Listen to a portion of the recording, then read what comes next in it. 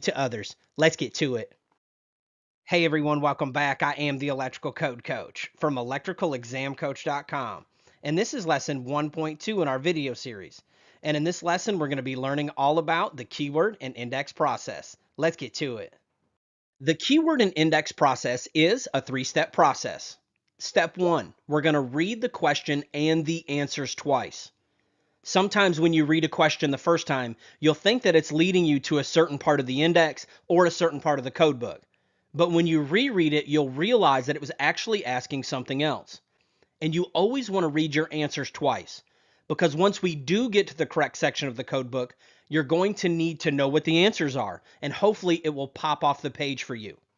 Step 2, we're going to pull all the keywords from the question. You're going to be in a testing center setting, and they're going to give you a pencil and something to write on. You can write down the keywords, or you can continue to look back and forth at the screen until you feel comfortable with where you are in the book. I highly recommend that while you're using my program, practice doing both. Practice writing down the keywords, and then practice just looking back and forth at the screen until you find what you're looking for. And step 3, and probably the most important, is you're going to ask two questions. Where am I and what am I wiring? The first thing you're going to ask is, where am I? Am I in a kitchen? Am I in a bathroom? Am I outdoors? Am I indoors? And what am I wiring?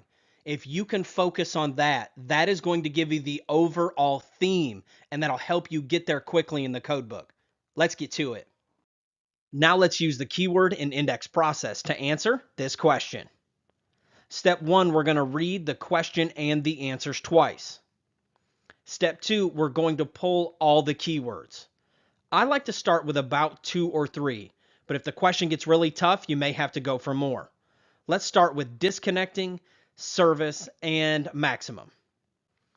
And step 3, we're going to answer these two questions. Where am I and what am I wiring? Well, in this scenario, I'm going to be outside, aren't I, if we're wiring a service? And that answers my question. I'm wiring a service. And that's going to help us hone in on the theme of the question. Now, when we look at our possible keywords, the one that pops out the most is going to be service. Let's start there and see if we can find anything. Let's start with S for services.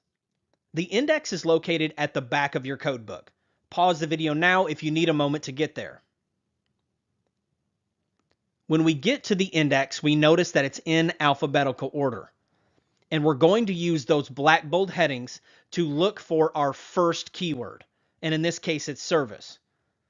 And when we get to the S's, we notice that there are a lot of black bold headings about services. Service conductor, service entrance, service lateral. We want to try to be as specific as possible. So we're going to look for something about service or services. And after we look for a few moments, we'll notice that we find services. Now, underneath that black bold heading, you're going to notice some lighter headings. And those are going to be what you look for with your second keyword. And in this case, I would go with disconnecting means first. So we look for D underneath that services subheading. And sure enough, we find something about disconnecting means. When we look, it gives us a couple of different code references. So we're going to start with the first one first, and then we'll go to the second one. One thing I want to note out here is that while we go to this first reference of 230.71, you need to keep your hand or a piece of paper in the back of the book. So just in case it's not the reference we need, we can quickly flip back to the index and go to the next reference. Once we head to 230.71, this is when we need to slow down. We're going to take our time and read the black bold headings. You're always going to navigate your code book using the black bold headings. You do not have a lot of time in the testing center. So you've got to decide what paragraphs you're going to read because you don't have time to read large sections of the code book. So we're going to use keywords and the black bold headings to decide whether or not we're going to invest reading about this topic. And sure enough, when we get there, we notice that the black bold heading says maximum number of disconnects. We have multiple keywords here, so we're really going to slow down. And we're going to take our time and hone in on this. If you're in the 2017, when you read that paragraph there, you'll find your answer in the very first paragraph. If you're in the 2020 or the 2023, you're going to notice that you're going to have to go to the next black bold heading, and it has more keywords, and you'll find your answer inside of that paragraph. If you think you're in the right section of the code book, take a minute, read the page before, read the page after, looking at the black bold headings to find out and decide which paragraphs you want to read. And in this case, we find our answer and select D. Great job. Let's run the replay on this question and learn a few more things before we move on. And the first one is right here in the 4 possible choices. You'll notice that the 4 choices were listed in the numerical digits, but the actual answer was spelled out, wasn't it? S-I-X. And the test makers know that. They'll add things like that in there because they know that you're reading large pages trying to find digits and see if it's the right digits. So they will actually spell the words out or vice versa. That's why we're learning the keyword and index process to decide what paragraphs we're going to take the time and read and which ones we're going to move on from. The second thing we noticed was the importance of reading that question twice. Because once we got to the black bold headings, we noticed another one of our keywords jump out from the question. The more familiar we are with that question, the more we're going to be able to be concise in deciding of whether or not we are going to read that paragraph. And finally, in step 3, when we answered the questions, where am I and what am I wiring? We decided that we were wiring a service. And this is going to help you as you continue to grow in the program. Because when you get multiple possible choices, you'll start learning the articles. Well, Article 230 is all about services, and Article 250 is all about grounding, which doesn't have anything to do with my question. So the obvious choice here would have been to go to Article 230. And this is really going to be helpful. In this case, they only have 2, but sometimes they have 3, 4, or 5 possible codes that it could be in. And you're going to get faster and sharper. I know you can do it. That's the end of lesson 1.2. And before you go on to the next lesson, I want you to think about the reasons that you're doing this. Are you doing it for your family? Are you doing it for your career? Are you doing it to level up in your professionalism? It's going to be those reasons that keep you moving when things get hard. Let's get to it. Hey everyone, welcome back. I am the Electrical Code Coach from electricalexamcoach.com. And this is lesson 1.3 in our video series. And in this lesson, we're going to be learning all about Ohm's Law. Let's get to it. Ohm's Law was discovered by Georg Ohm. And the relationship states that the current passing through a conductor between 2 points is directly proportional to the voltage across those 2 points and inversely proportional to the resistance between them. Now that sounds like a mouthful, but we're going to break it down piece by piece and see how it's relevant and fundamental to our getting our license or certification. This picture I keep showing you is the Ohm's Law pyramid. It's also an easy way to remember the Ohm's Law formula. Does anyone know what the E stands for? That's right, it's electromotive force. It refers to the potential difference generated by a source of electrical energy, such as a battery or generator. It's the electrical pressure that pushes or pulls the electrons through the circuit. And just remember, when you're dealing with this Ohm's Law pyramid, that the E stands for voltage. Does anyone know what the I stands for? That's right, the I stands for electrical current, and it's the rate at which the electric charge flows past a point in the circuit. The standard unit of electrical current is the ampere, often shortened to amp, and we're going to call it an amp throughout the rest of our program. The amount of electrical current refers to the quantity of charge passing through the circuit per unit of time. So there's a whole lot of electrons. It's a very large number, but we've all agreed that 1 amp is 1 amp, and that's how we deal with it in amps or smaller or much larger, as we're going to learn throughout the program. But just remember in this relationship that the I stands for current. Does anyone know what the R stands for? That's right, it's electrical resistance. And it is a property of a material or a component that quantifies how it resists or opposes the flow of electric current.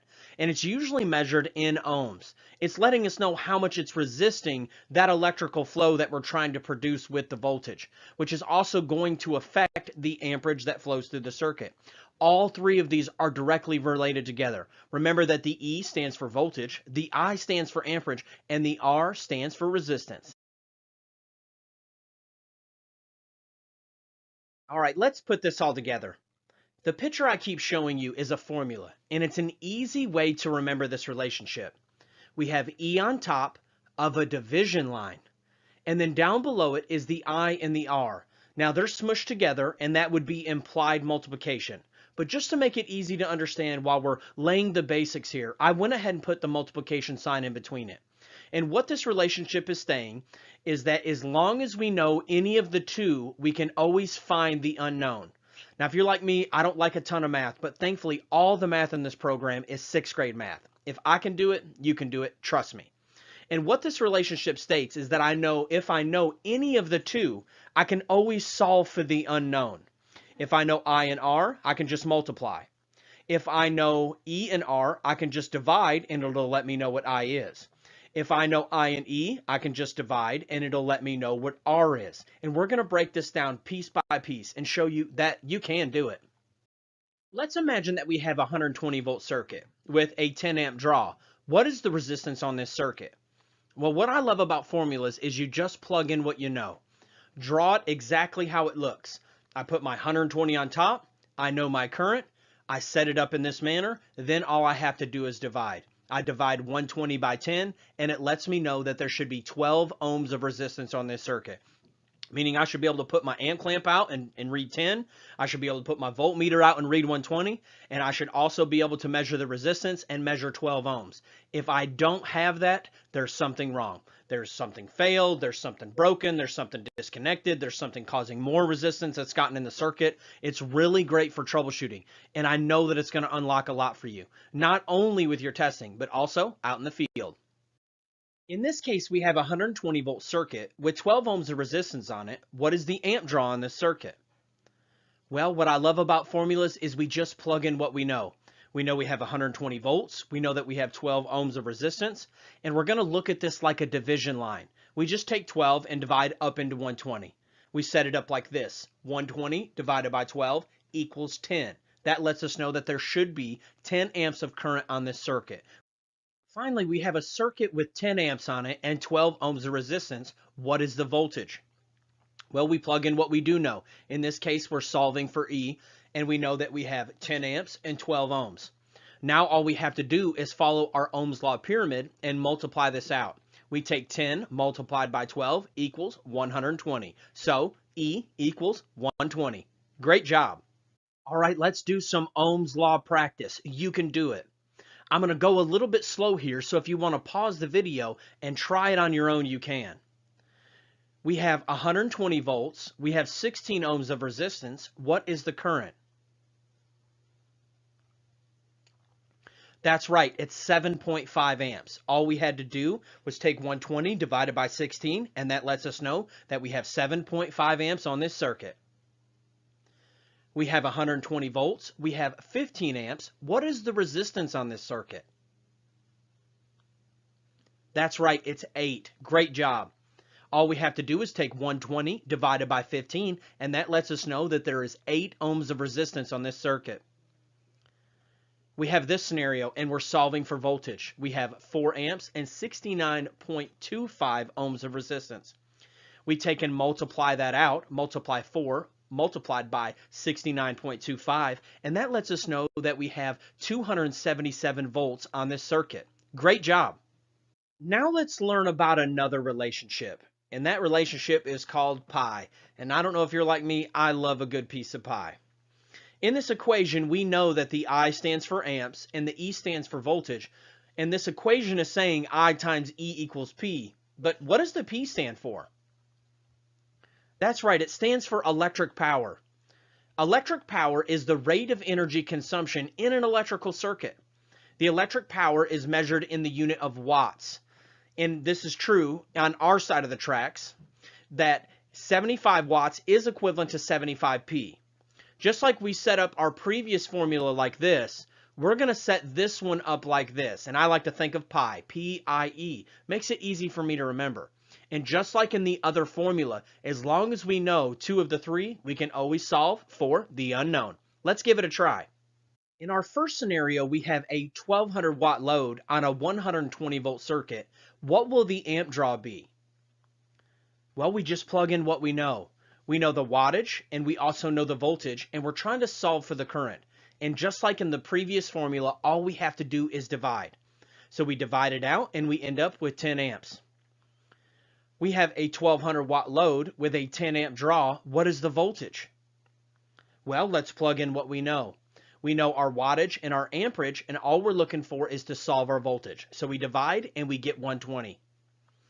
And if we have a 120 volt circuit with 10 amps on it, what will the wattage be? That's right, all we have to do is multiply it out. And when we multiply 10 by 120, that equals 1200 watts. We're going to need to be very familiar with this for the rest of the program. We're going to have to convert back and forth between watts, kilowatts, back down to amps, and everything in between to be able to pass our examination.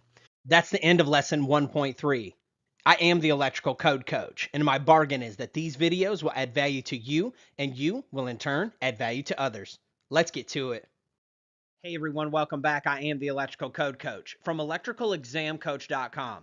This is lesson 2.2 in our video series, and we're going to be diving into Article 220 load calculations. And just to clarify what we're doing, we are calculating the demand on a home in order to be able to size the main breaker, the wire, the pipe, the service, and everything that goes along with it. But before we can size all that, we have to know what is the demand on this home. And that's what we're going to be learning over the next few video lessons. Article 220 is broken down into 5 sections. The first one is general requirements. The second one is branch circuit load calculations. The third one is feeder and service load calculations. Part 4 is optional feeder and service load calculations. And Part 5 is farm load calculations. We're going to take you through each one of these piece by piece, except for farm load calculations. The odds of you ever being tested on that are very slim. And if you are, you'll be able to apply everything that I am going to teach you and roll it into a farm load calc. In Article 220 calculations, we're going to be able to round up or down. We're going to round up to the nearest whole number when it's 0.50 and above. And we're going to round down and drop it when it's 0.49 or below. I want to let you know, though, that we're only going to do it one time at the end of the calculation. You're not going to be rounding up and down in between each piece, or you'll definitely end up with the wrong answer. So let's imagine we have this scenario of 26 amps, and after we do all of our math, it equals 32.5 amps. Well, in this case, we're going to round up to 33 amps. Now let's imagine we have a similar scenario, and when we get our answer, it's 31.25. Well, in this case, it's 0.49 or less, so we are going to round down in this scenario. And that's how we're going to deal with all of our numbers in load calculations. When doing Article 220 load calculations, we're going to be using nominal voltages. Although our actual meter reading might be 115 or 130, for our calculations, we're going to be using nominal system voltages like 120, 120/240, 120/208. It makes it a lot easier to do these calculations, not having to guess or wonder what the actual voltage readings might be. The first thing that we're going to learn about for our whole home load calculation is how to calculate the general lighting and receptacle loads. This is going to cover all of our general lighting and general receptacles in places like bedrooms, living rooms, hallways, everywhere that's considered a general area. We've grouped all of them together and come up with a very easy way to do it. Now, what I'm getting ready to teach you only applies to residential 1, 2, and multifamily dwelling units. Before we go any farther, we need to define and clarify what is a 1, 2, and multifamily dwelling unit. Well, a single family dwelling unit, often called a one family dwelling unit, is exactly like it sounds. It is a single standalone structure or classified thereof. Secondly is going to be a two family. In our area, we call it a duplex. You may not use that terminology, but this is two homes that are smushed together and classified as a two family dwelling. And anything that is 3 or more is called a multifamily dwelling unit. It's very important that we understand these definitions because there's some codes that apply in certain areas than others that we have to watch out for. Not only in electrical, but also when we get into building, mechanical, plumbing, and zoning. And these are universal across all these trades. There's a single family, a two family, and a multifamily dwelling unit. The first question we have to ask is, how do we calculate the general lighting load? Are we going to calculate it per receptacle outlet, per lighting? Do we have to count them, add it all up? Thankfully, no, they've made it very simple. So we're going to calculate it at 3 watts per square foot. So for all of the general lighting and all of the general receptacles, all we have to do is take the square footage of the dwelling unit and multiply it by 3. But the code language actually uses VAs. So 3 watts per square foot or 3 VAs per square foot. But the question is, what is a VA? A VA is a volt amp, and for all of our testing, it's equivalent to a watt. So it's true for us to say that 2400 VAs is equivalent to 2400 watts. So for these calculations, we're going to be calculating them at 3 VAs per square foot. When calculating our general lighting and receptacle loads, we will use the outside dimensions of a building or structure. So we're going to measure from the outside of the building, both directions, do our multiplication, and that'll let us know how many square feet we have to multiply by. When calculating our general lighting and receptacle VAs, open porches and garages are not counted in our general square foot VAs. We do not count garages, open porches, carports, and spaces that are not adaptable for future use. How many VAs would you calculate before demand factors? Now, let me stop right there. I haven't taught you what a demand factor is yet, so I'm not going to teach you how to apply it to this part of the load calc because it's really the most complicated, especially if you don't know what a demand factor is. I'm going to teach you a little bit at a time what a demand factor is, and by the time we round back around to teach you how to do it, you'll be a pro at it. How many VAs would you calculate before demand factors in a home that is 1,500 square foot of living space on the main level with a 500 square foot attached garage and a 500 square foot unfinished basement that is adaptable for future use? Step one is find what our total square feet that we're working with. So we have our 1,500 general, we will count it. Then we're going to omit the 500 square foot of attached garage. We're going to count the 500 square foot of basement because in this question, it is adaptable for future use. In your testing, it'll say either or, and in the real world, it's almost always adaptable for future use, but you can work that out with your local electrical inspector. So all we have to do is total all that up. That gives us 2,000 square feet. Then we take our 2,000 square feet multiplied by 3 VAs per square foot, and we're going to select D. Great job. How many VAs would you calculate before demand factors in a home that is 2,800 square foot of living space on the main level with a 500 square foot upstairs bonus room and 500 square feet of open front porch? First thing we're going to do is total our square feet. Of course, we're going to count the 2,800 of general, but what about this bonus room business? Yes, we will count the 500 square foot of bonus room. I want to note that the bonus room is a part of the general square foot, but the question makers will put things like this in your test to throw you off. Then we are going to omit the open front porch. We total all this up and we get 3,300. Now we take our square feet multiplied by 3 VAs per square foot, and we're going to select C. Now that we've learned about our 3 VAs per square foot, now we have to learn about what's called our small appliance and laundry circuit VAs. In every whole dwelling unit calculation, we're going to have 2 small appliance branch circuits calculated at 1,500 VAs each, and 1 laundry circuit calculated at 1,500 VAs each for a total of 4,500 VAs. Now this is something that we're only going to do and attach it to the general lighting load and receptacles before demand factors. We're only going to do it when we're doing a whole house load calc. We are not going to add it on to something like an individual dryer or an individual range. Those are calculated individually. This is only when we're doing a whole home load calc. And once we start doing them, I will make sure to reiterate to you so you understand when and how to apply this. The easiest way to do it is anytime you're doing a whole dwelling unit load calculation is you take your square foot and you multiply it by 3 VAs per square foot. Let's imagine we had this 2,000 square foot house multiplied by 3 VAs equals 6,000 square foot. Then you just tack on the 4,500. It's for the 2 small appliance and the 1 laundry circuit. And you're only going to tack it on if you're doing a whole home load calc.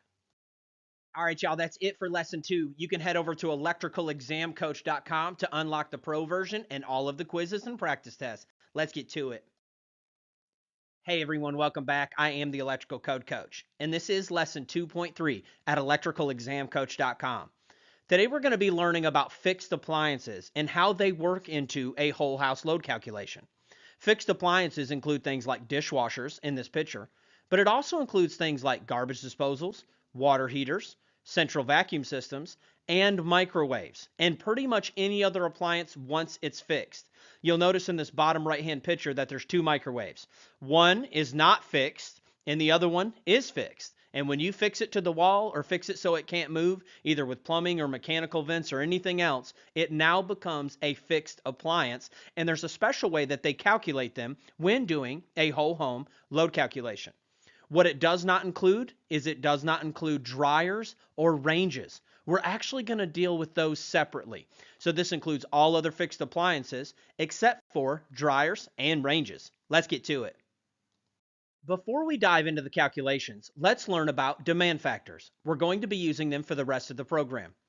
A demand factor is a multiplier that the code will use to decrease or increase the total calculated demand. The question is, will they use all four of these appliances at the same time? And the answer is no.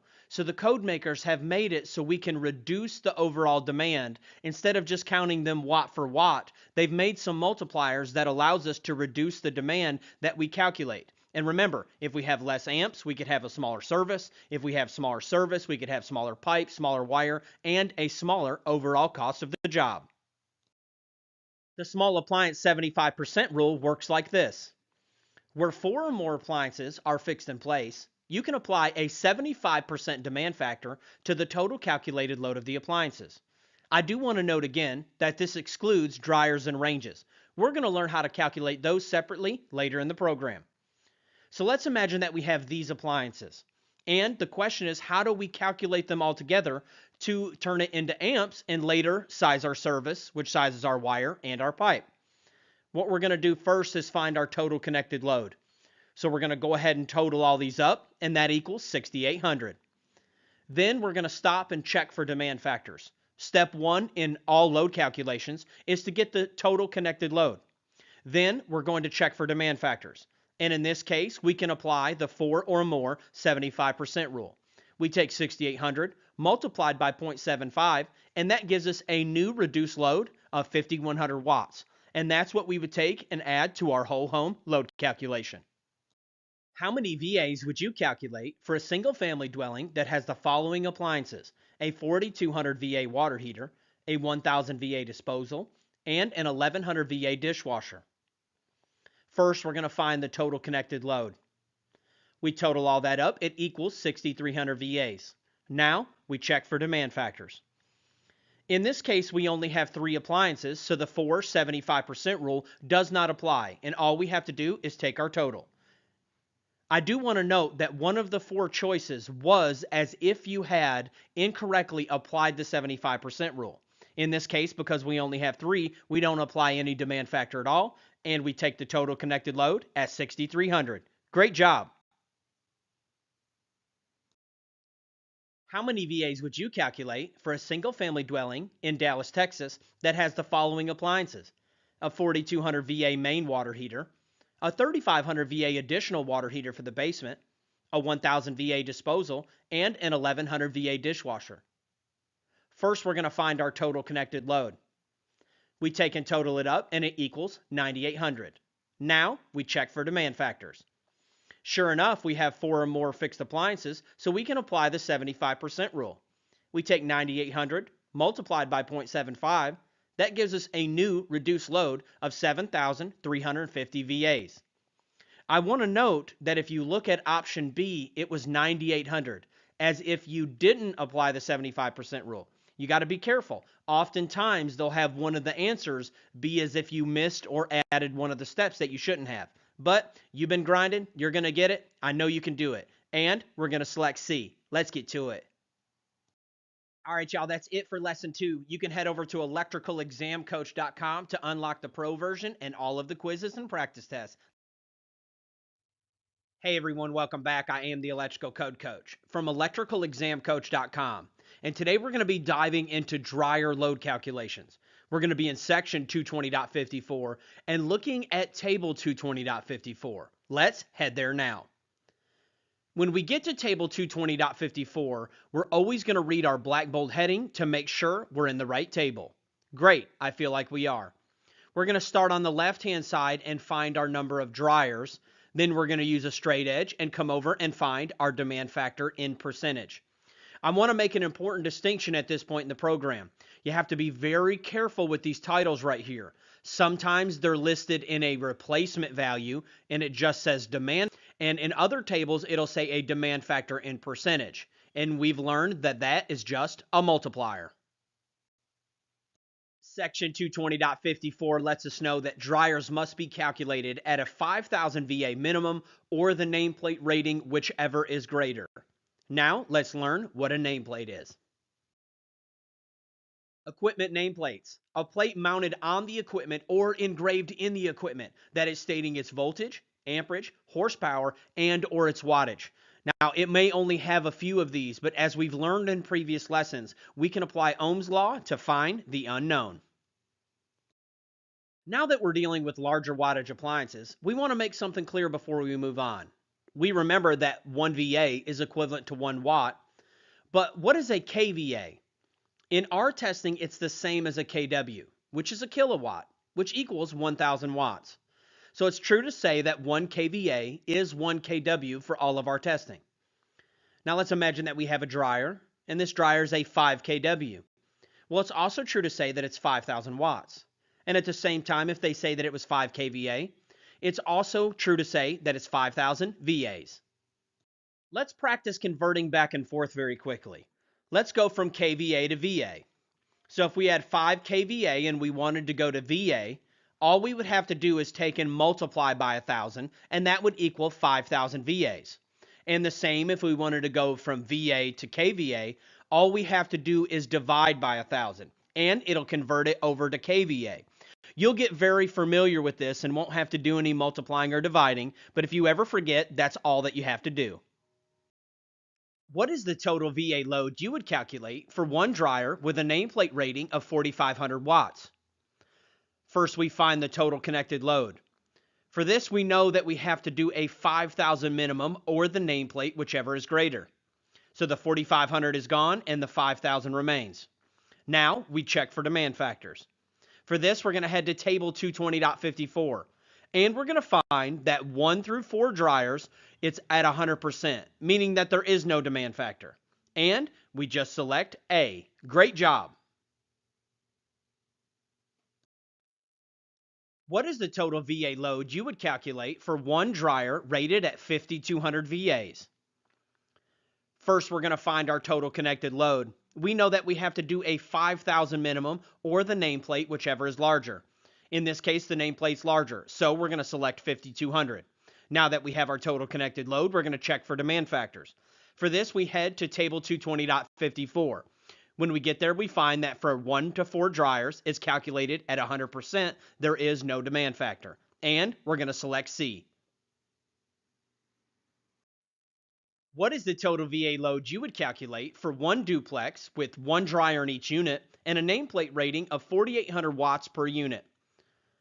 First thing we're going to do is we're going to find the total connected load. We know that it's a 5,000 minimum or the nameplate, whichever is larger. So the 4,800 is out and the 5,000 is in. Then we have to multiply it by our 2 units, and that gives us 10,000. Now we check for demand factors. For this, we head over to table 220.54.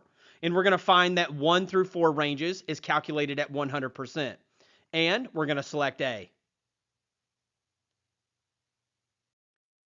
What is the total VA load you would calculate for an 11 apartment multifamily dwelling unit with 1 dryer per unit and a nameplate rating of 5,000 watts?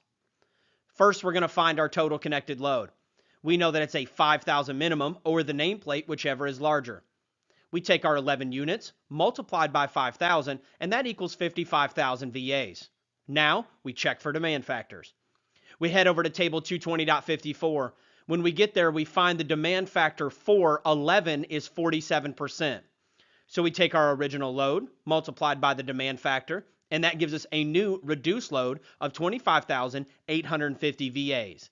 And we're going to select C. Great job. What is the total VA load you would calculate for a 17 apartment multifamily dwelling unit with 1 dryer per unit and a nameplate rating of 5,000 watts? First, we're going to find our total connected load. We're going to use 5,000 minimum or the nameplate, whichever is larger. We take our 17 units, multiplied by 5,000 each, and that gives us 85,000 VAs. Now, let's check for demand factors. When we get to table 220.54, we're going to find that it's a 47% base minus 1% for each dryer past 11.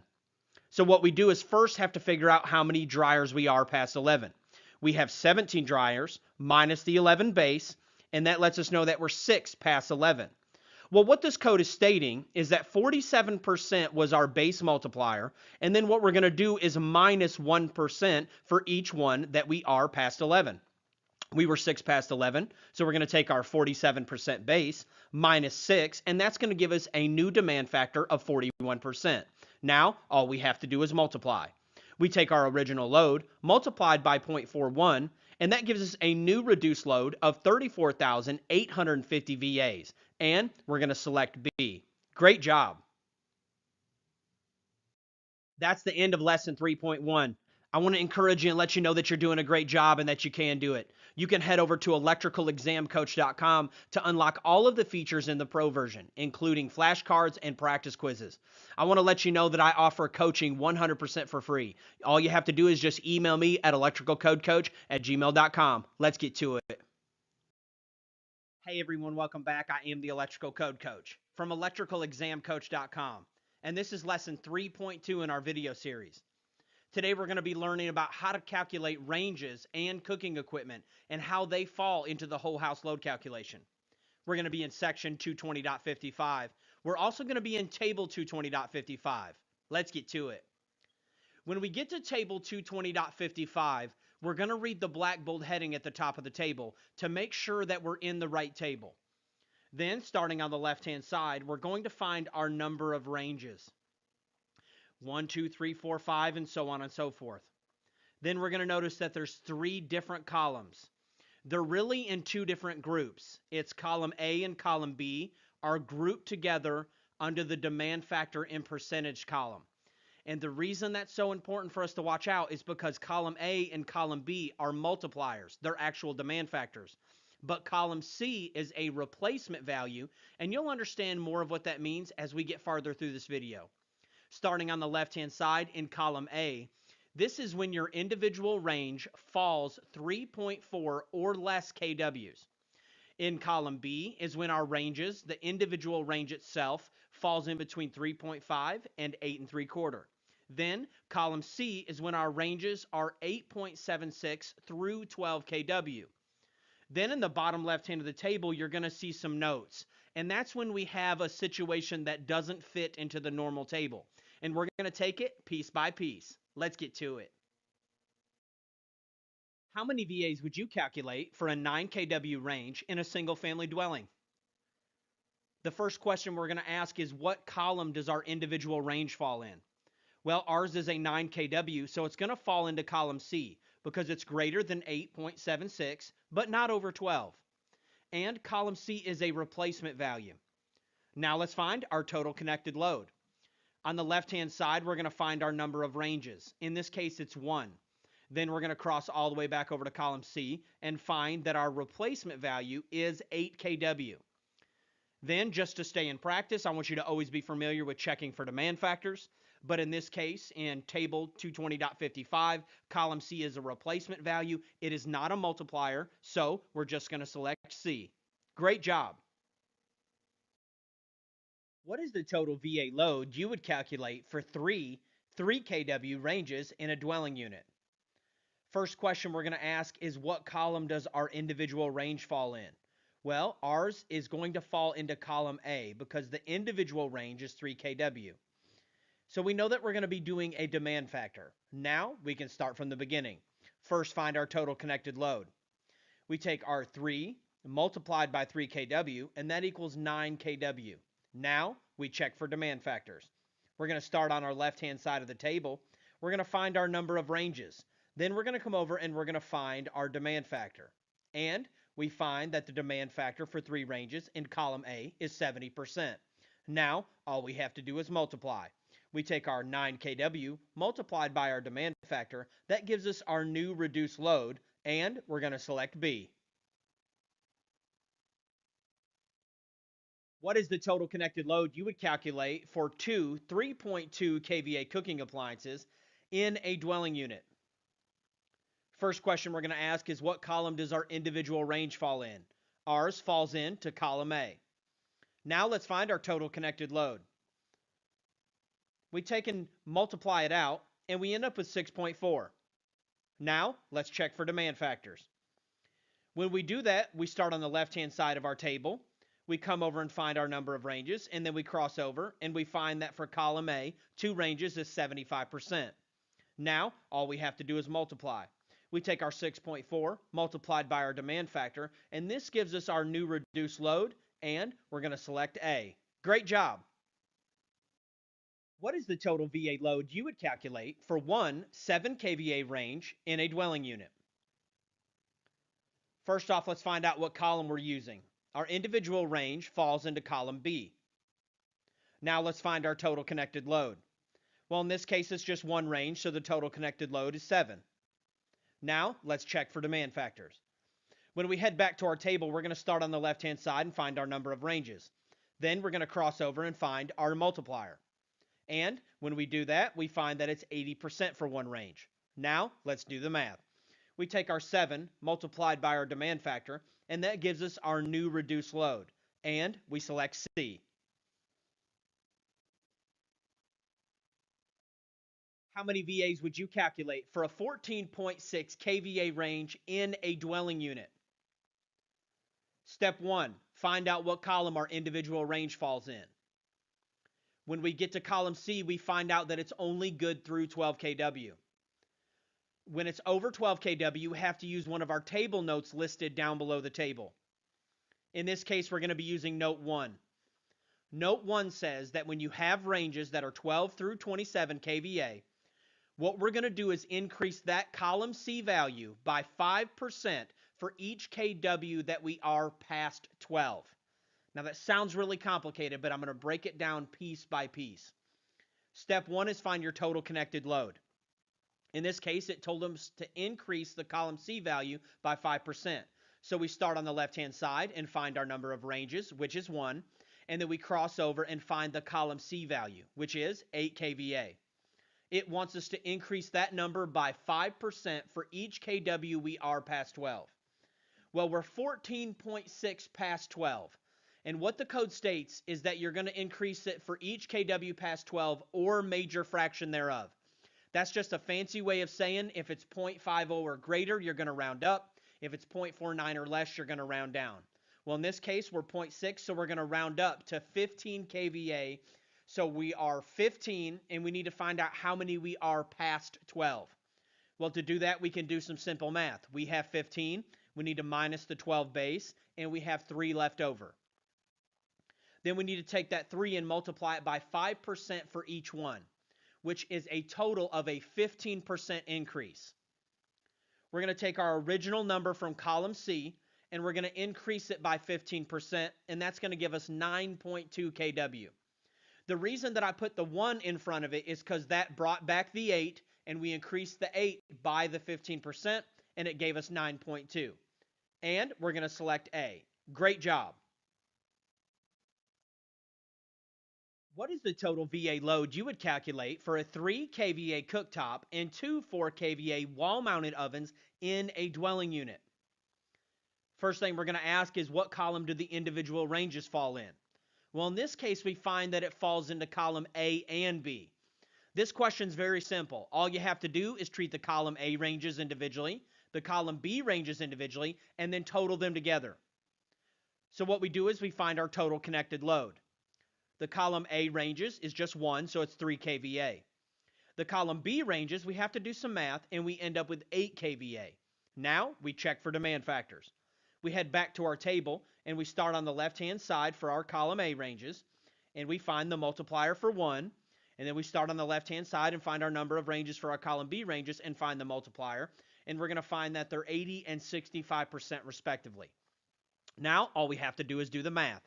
We take our column A ranges and do the math, take our column B ranges and do the math, but then we can't forget to total them back together, and we're going to select A. Great job. Hey everyone, welcome back. I am the Electrical Code Coach from electricalexamcoach.com. Today we're going to be calculating HVAC-CVAs for our heating, venting, and cooling. The only code that we need to be familiar with is 220.60, and that's talking about non-coincidental loads. Let me explain what I mean. Usually in a typical house, you're not going to be running the heating and the cooling at the same time.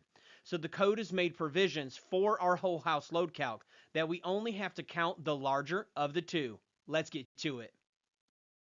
How many VAs would you calculate for an 18.2 amp air conditioner compressor with a 1.8 amp blower and a 10 kW heat strip rated 240 on a dwelling unit?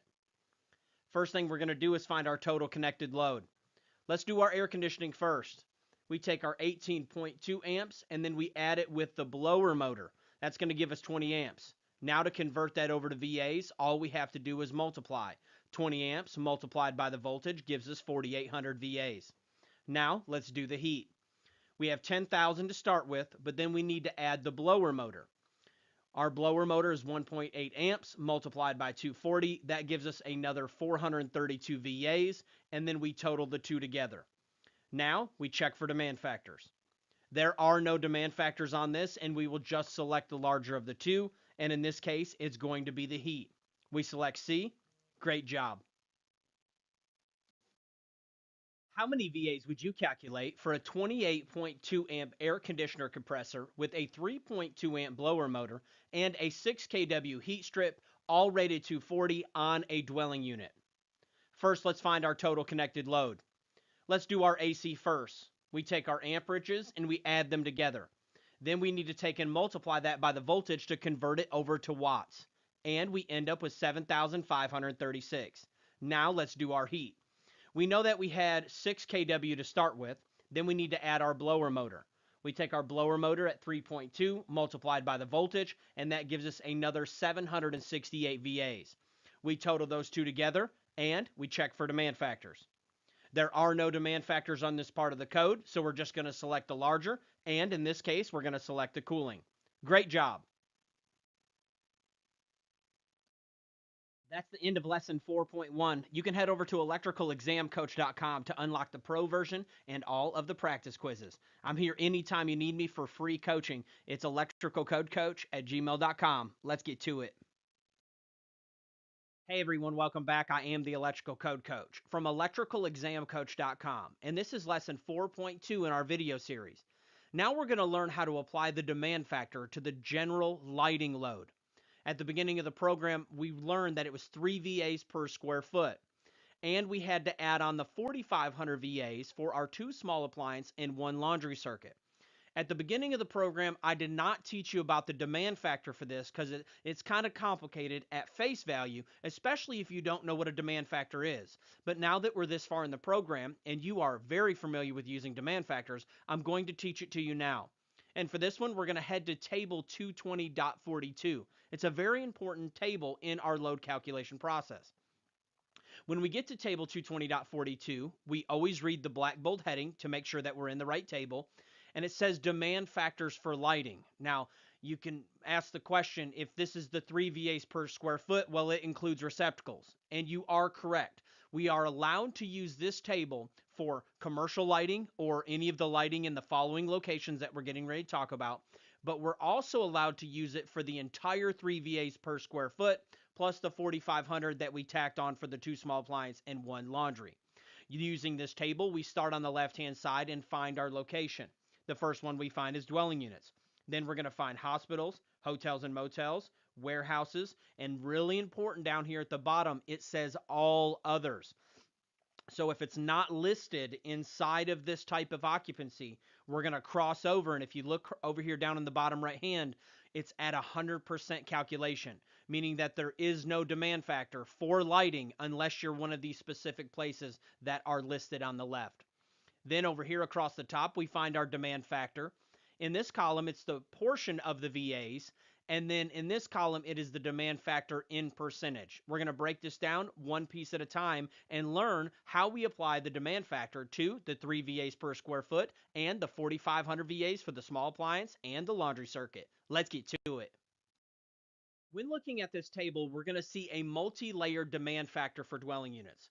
Step 1, we're going to take the first 3,000 VAs at 100%. Step 2, we're going to take in between 3001 through 120, which is technically just another 117,000 more. And that's how I'm going to refer to it for the rest of the program. We're going to take that percentage at 35%, and then we're going to take anything above and beyond that at 25%. Then step 3, we add them back together. We take the original 3,000 that we set to the side. Then we're going to take that new reduced load, add those two together, and that's going to give us our total load. What is the total general lighting load you would calculate for a 1,600 square foot home, including the small appliance circuits and the laundry circuit in a dwelling unit after demand factors? I want to note that on your examination, they will not mention the small appliance and the laundry circuits. You just have to know that anytime you're doing the total general load or you're doing a whole house load calc, you have to tack on that 4,500 VAs. Step 1, find our total connected load. We're going to take our 1,600 square foot multiplied by 3 VAs per square foot, and that equals 4,800 general square foot VAs. Now we need to tack on our 4,500 for our 2 small appliance and 1 laundry circuits. Then we take that load and we check for demand factors. We head to table 220.42. We're going to take our first 3,000 at 100%. Then we're going to take that remainder at 35%. Then all we have to do is total the two back together. And we're going to select D. Great job.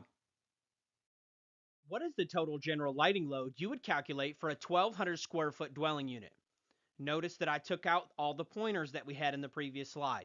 Anytime it asks for the total, you're always going to be applying a demand factor if there is one. And in every one of these type calculations, you're going to have the 2 small appliance and 1 laundry circuits. Step 1, find the total connected load. We're going to take our 1,200 square feet multiplied by 3 VAs per square foot, and that's going to give us 3,600 square foot VAs. Now we have to tack on our 4,500 for our 2 small appliance and 1 laundry circuits. 3,600 plus 4,500 equals 8,100. Now we check for demand factors.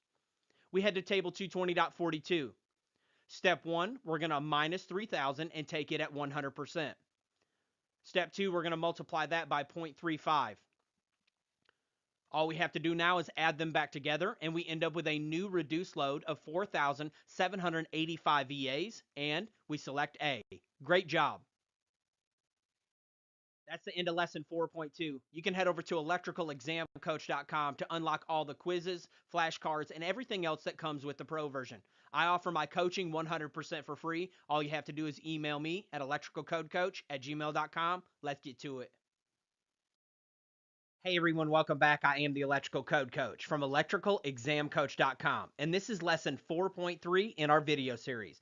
And today we're going to be tying all these pieces together that we've been learning about the whole home load calculation. We're going to learn how to take our general, our fixed appliances, our dryer, our range, our HVAC, and turn it into our whole home demand. Let's get to it. What is the total VA demand you would calculate for a 1,600 square foot home with the following loads? Now, I know this looks daunting, but we're just going to take it one piece at a time. You've worked very hard up until this point, and I know you can do it. I want us to get used to laying out all of our calculations like this. On our piece of paper, write general, fixed appliances, dryers, ranges, and HVAC, and we're going to fill them in one at a time. Step 1 is to find our general lighting and receptacle loads. We're going to first find our total connected load. We take our 1,600 square foot multiplied by 3. That gives us 4,800 square foot VAs. Now we add on our 2 small appliance and 1 laundry circuit, which is 4,500. That gives us this total connected load of 9,300. Now we check for demand factors. Step 1, we're going to take the first 3,000 at 100%. We're going to take that remainder at 35%. Then we take the 2 and total them back together. And we're going to put that over here on the right-hand side. Every time I want you to write it out just like this, add in each load, total them up, and you'll be on your way to doing the whole house. Let's get to it. Now let's do our fixed appliances. We have a garbage disposal, dishwasher, and water heater. Find the total connected load.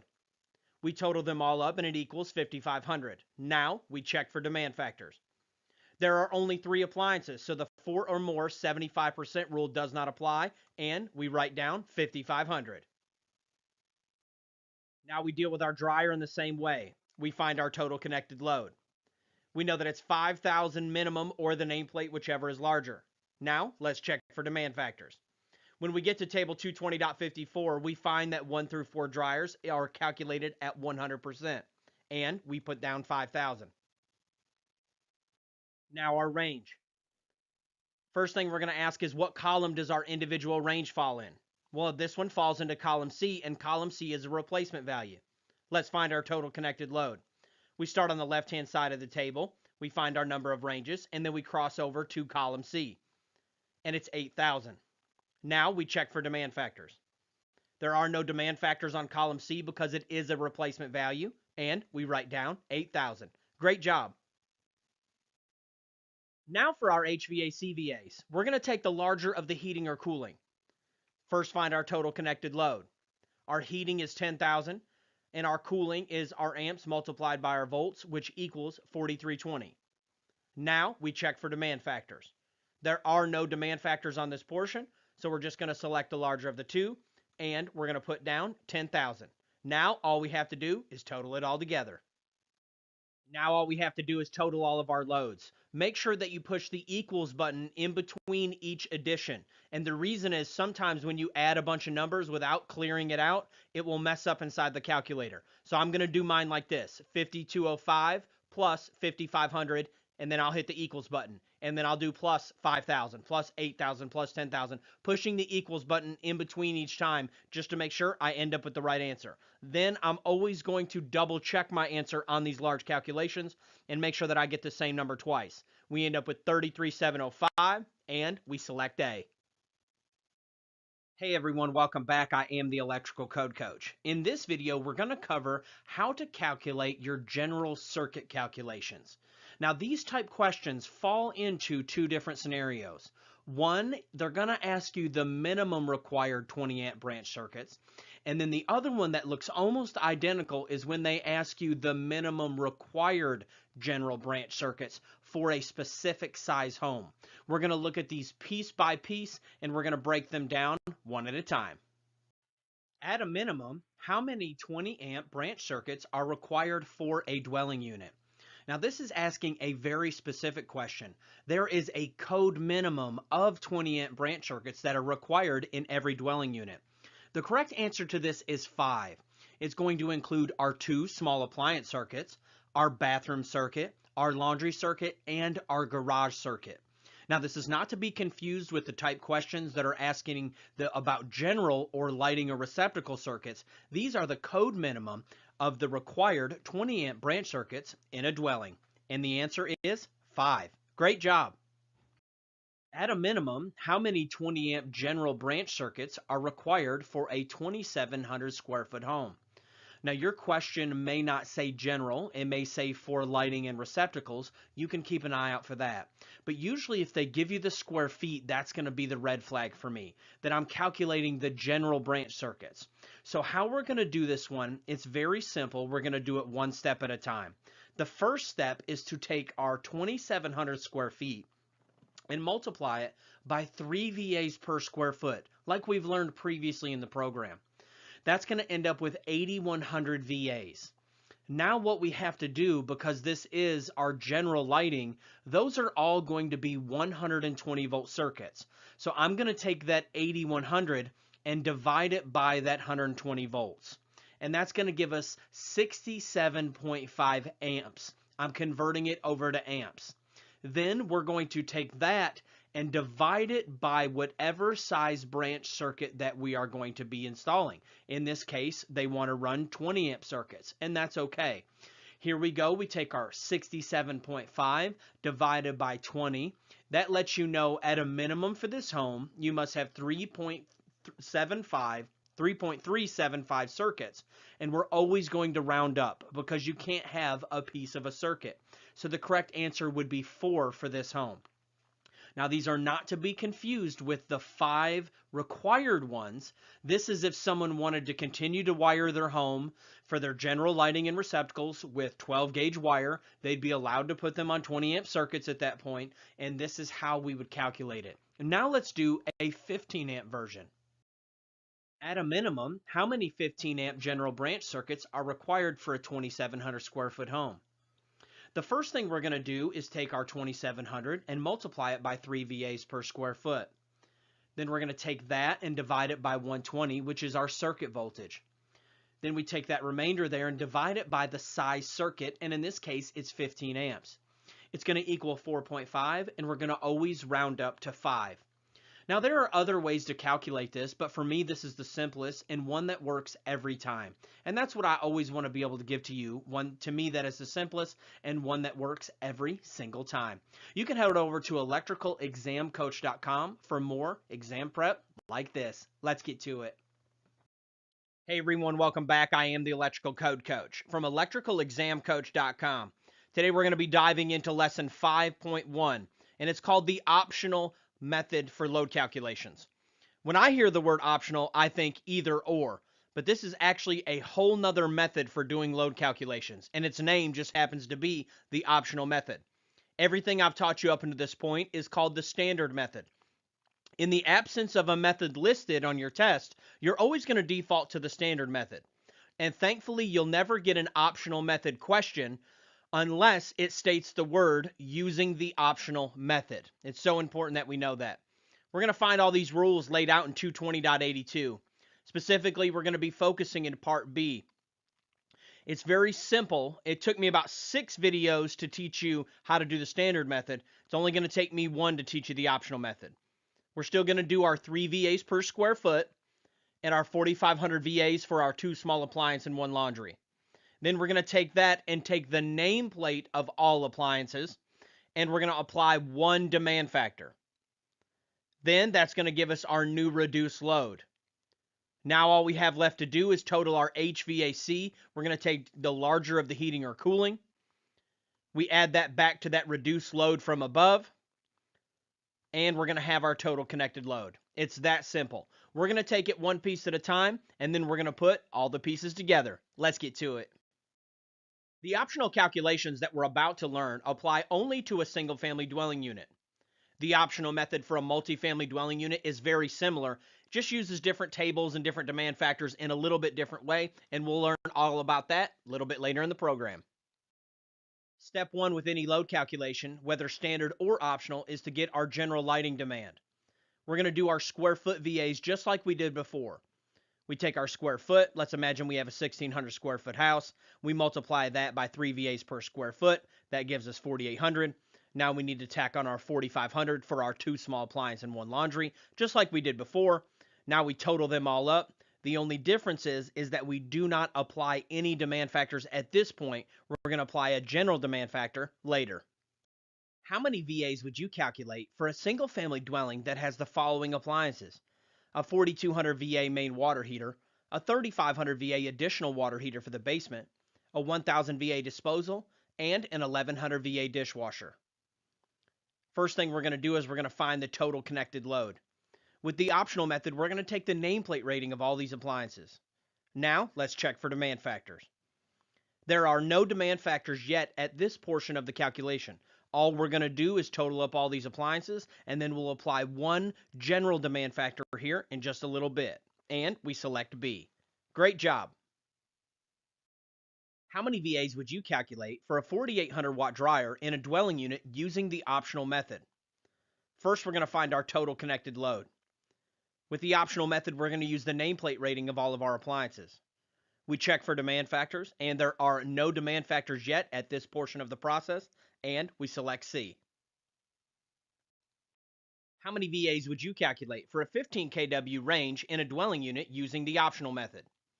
First, find our total connected load. We're going to use the nameplate of all appliances. Now let's check for demand factors. No demand factor applied yet, and the answer would be 15,000.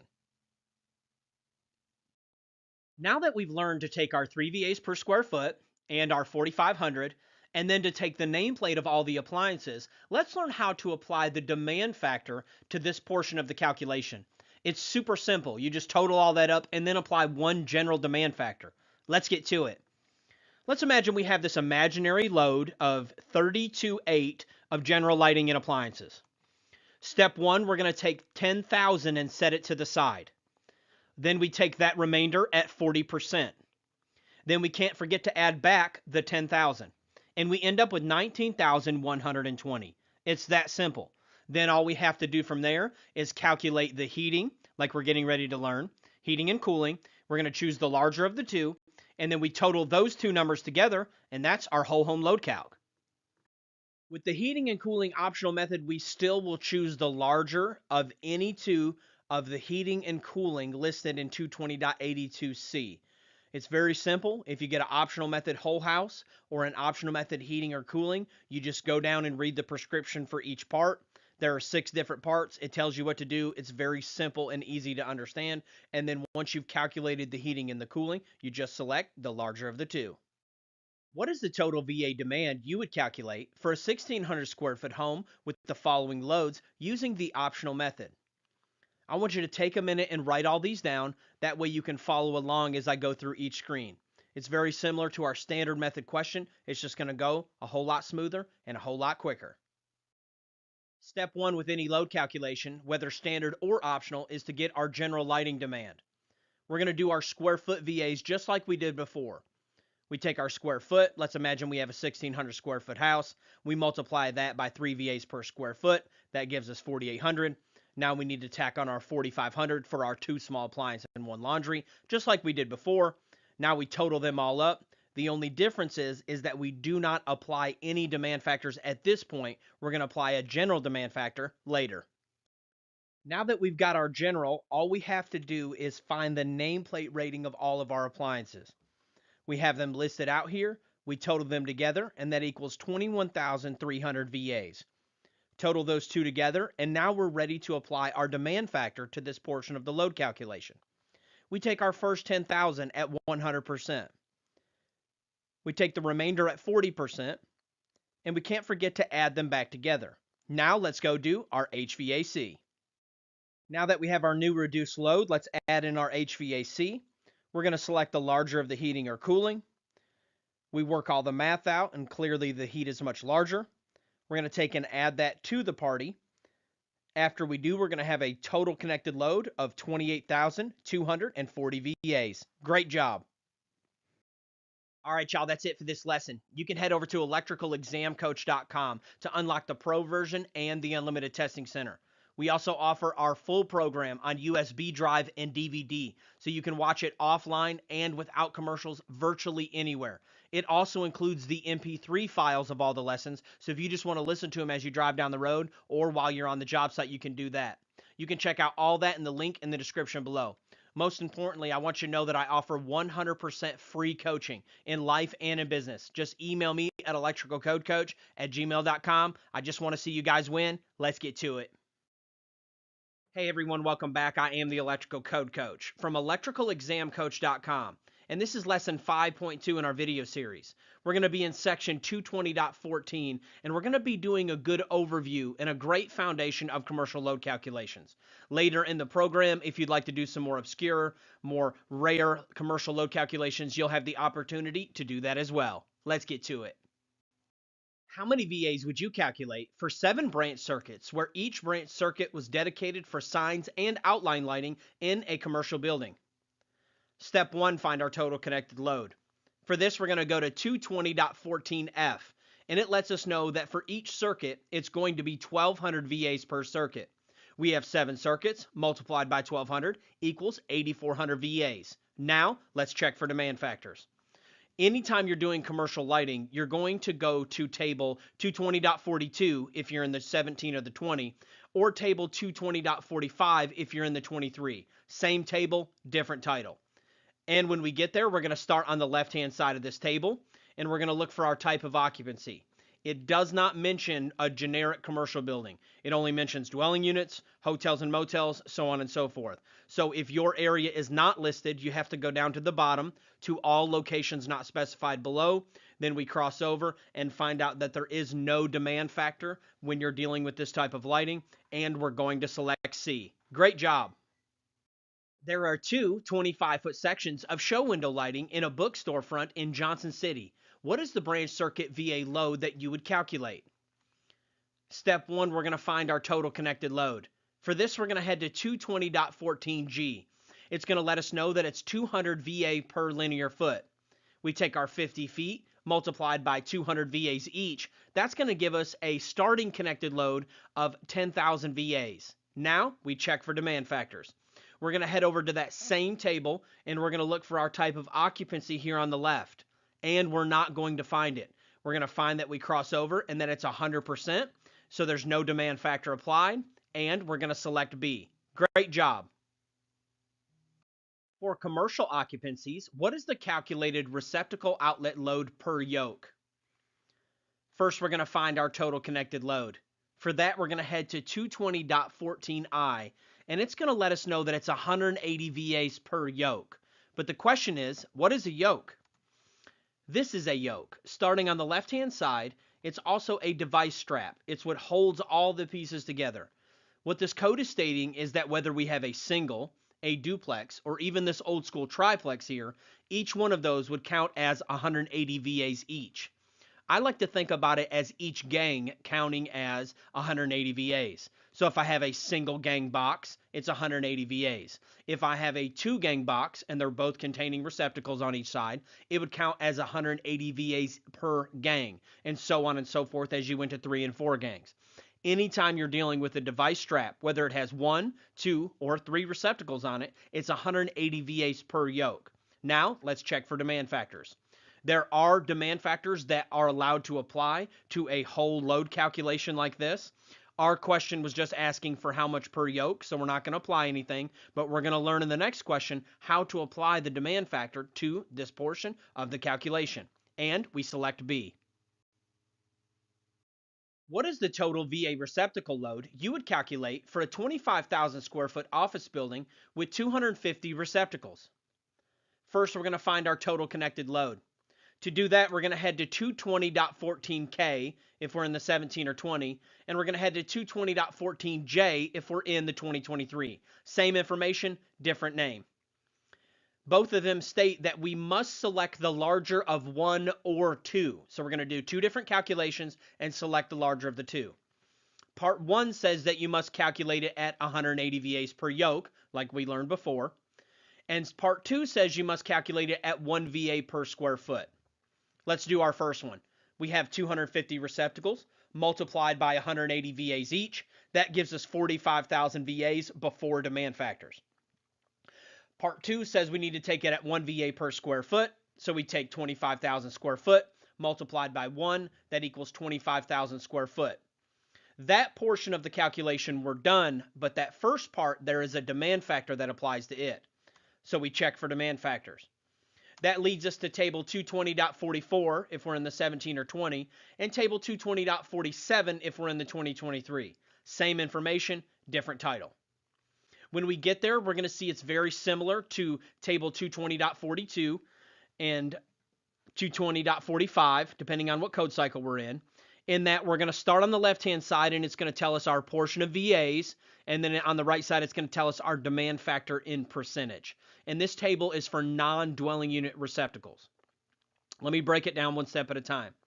What this table tells us to do is to take our first 10,000 VAs at 100%. Then we take that remainder and multiply it by 0.50. And then we can't forget to add the two back together. We take the 10,000 that we set to the side. We take the new reduced load. We add them together and we get 27.5. And we select B. Great job. Hey everyone, welcome back. I am the Electrical Code Coach from electricalexamcoach.com. And this is lesson 5.2 in our video series. We're going to be in section 220.14, and we're going to be doing a good overview and a great foundation of commercial load calculations. Later in the program, if you'd like to do some more obscure, more rare commercial load calculations, you'll have the opportunity to do that as well. Let's get to it. All right, y'all, that's it for this lesson. You can head over to electricalexamcoach.com to unlock the Pro version and the Unlimited Testing Center.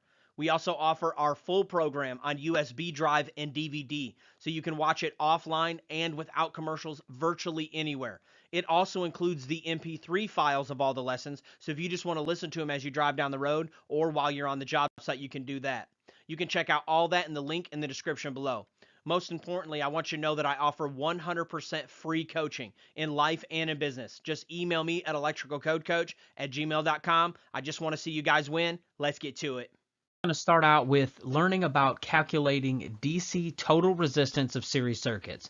Now this is a very basic DC fundamentals course. This is not a DC fundamentals course. You could teach an entire 10-week course on DC fundamentals. I really encourage you, get familiar with that in your career. I'm just going to teach you some basic things on some questions that you may face on your examination. If you look at this circuit here, they're both the same picture. If you look at it, you have the battery symbol there, and we're going to go with conventional flow, saying it flows from the positive through the resistors to the negative. Electron flow would be from the negative to the positive. But our example here shows it from the positive, going through the resistors, coming back, through the negative. We're going to learn how to calculate total resistance of DC circuits. We're also going to learn how to calculate voltage drop across the DC circuit. The total resistance of a series circuit is equal to the sum of the individual resistances. RT, which just means resistance total, is equal to R1 plus R2 plus R3, and so on and so forth, however many resistors you have. We have a 12-volt battery in this case. We have 3 ohms on R1, 3 ohms on R2. So this is going to give us an RT of 6 ohms. So RT is equal to the total of all the resistors. In this case, R1 is 9 ohms. R2 is 4 ohms. So RT is going to be 13 ohms. Now let's learn about voltage drop of series circuits. First, we must calculate what the amp draw is on the circuit. If we know the voltage and the resistance, how could we calculate the amperage? We learned in week 2, part 1 about Ohm's law. First, we must get the total resistance and then apply Ohm's law. So in this case, it is 9 plus 4. It's going to be 13 ohms. So what we do is we set up our formula so we remember, and we plug in the knowns. In this case, we know that it's a 12-volt circuit. We got 13 ohms of resistance. All we must do now is to divide 13 up into 12, and that's going to give us our amperage. In this case, it's 0.923 amps. Second, we must use Ohm's law again to find the voltage drop across any given resistor. The voltage drop is going to be equal to R1 multiplied by I, and voltage drop of a resistor 2 is going to be equal to that resistor multiplied by I. Because remember, we're just trying to find the voltage drop. So E equals IR. Just plug in the knowns. In this case, we know the I and we know the resistance, and we're looking for the voltage drop. So we just multiply those two together. On this other side here, we just plug in the knowns, and we know the amperage and the resistance, and we just multiply that, and that's going to give us the voltage drop. So the voltage drop of R1 is 8.3 when we did our multiplication, and the voltage drop of R2 is 3.7. Okay, a quick recap. The voltage drop of R1 is 8.3. The voltage drop of R2 is 3.7. 8.3 plus 3.7 is going to equal 12 volts. The voltage will be equal to the sum of the voltage drop across all resistors, and that's how you double check your work. Now we're going to learn about calculating DC total resistance of parallel circuits. We're also going to learn about calculating voltage drop across an individual resistor in a parallel circuit. How many of you have already studied parallel RT questions in the past? The total resistance of a parallel circuit is expressed in this formula. R total is equal to the reciprocal of R1 plus the reciprocal of R2 plus the reciprocal of R3, and so on and so forth. To get the reciprocal of a number, you will just divide that number up into 1. What we're going to do is first get the reciprocal of each resistor, then take the reciprocal of that number, and that is going to give us the resistance total. This is another way to look at the formula. The reciprocal of R total equals the reciprocal of each one of those numbers. So that's another way to look at it. Okay, so we have 6, 3, and 9 as our resistors.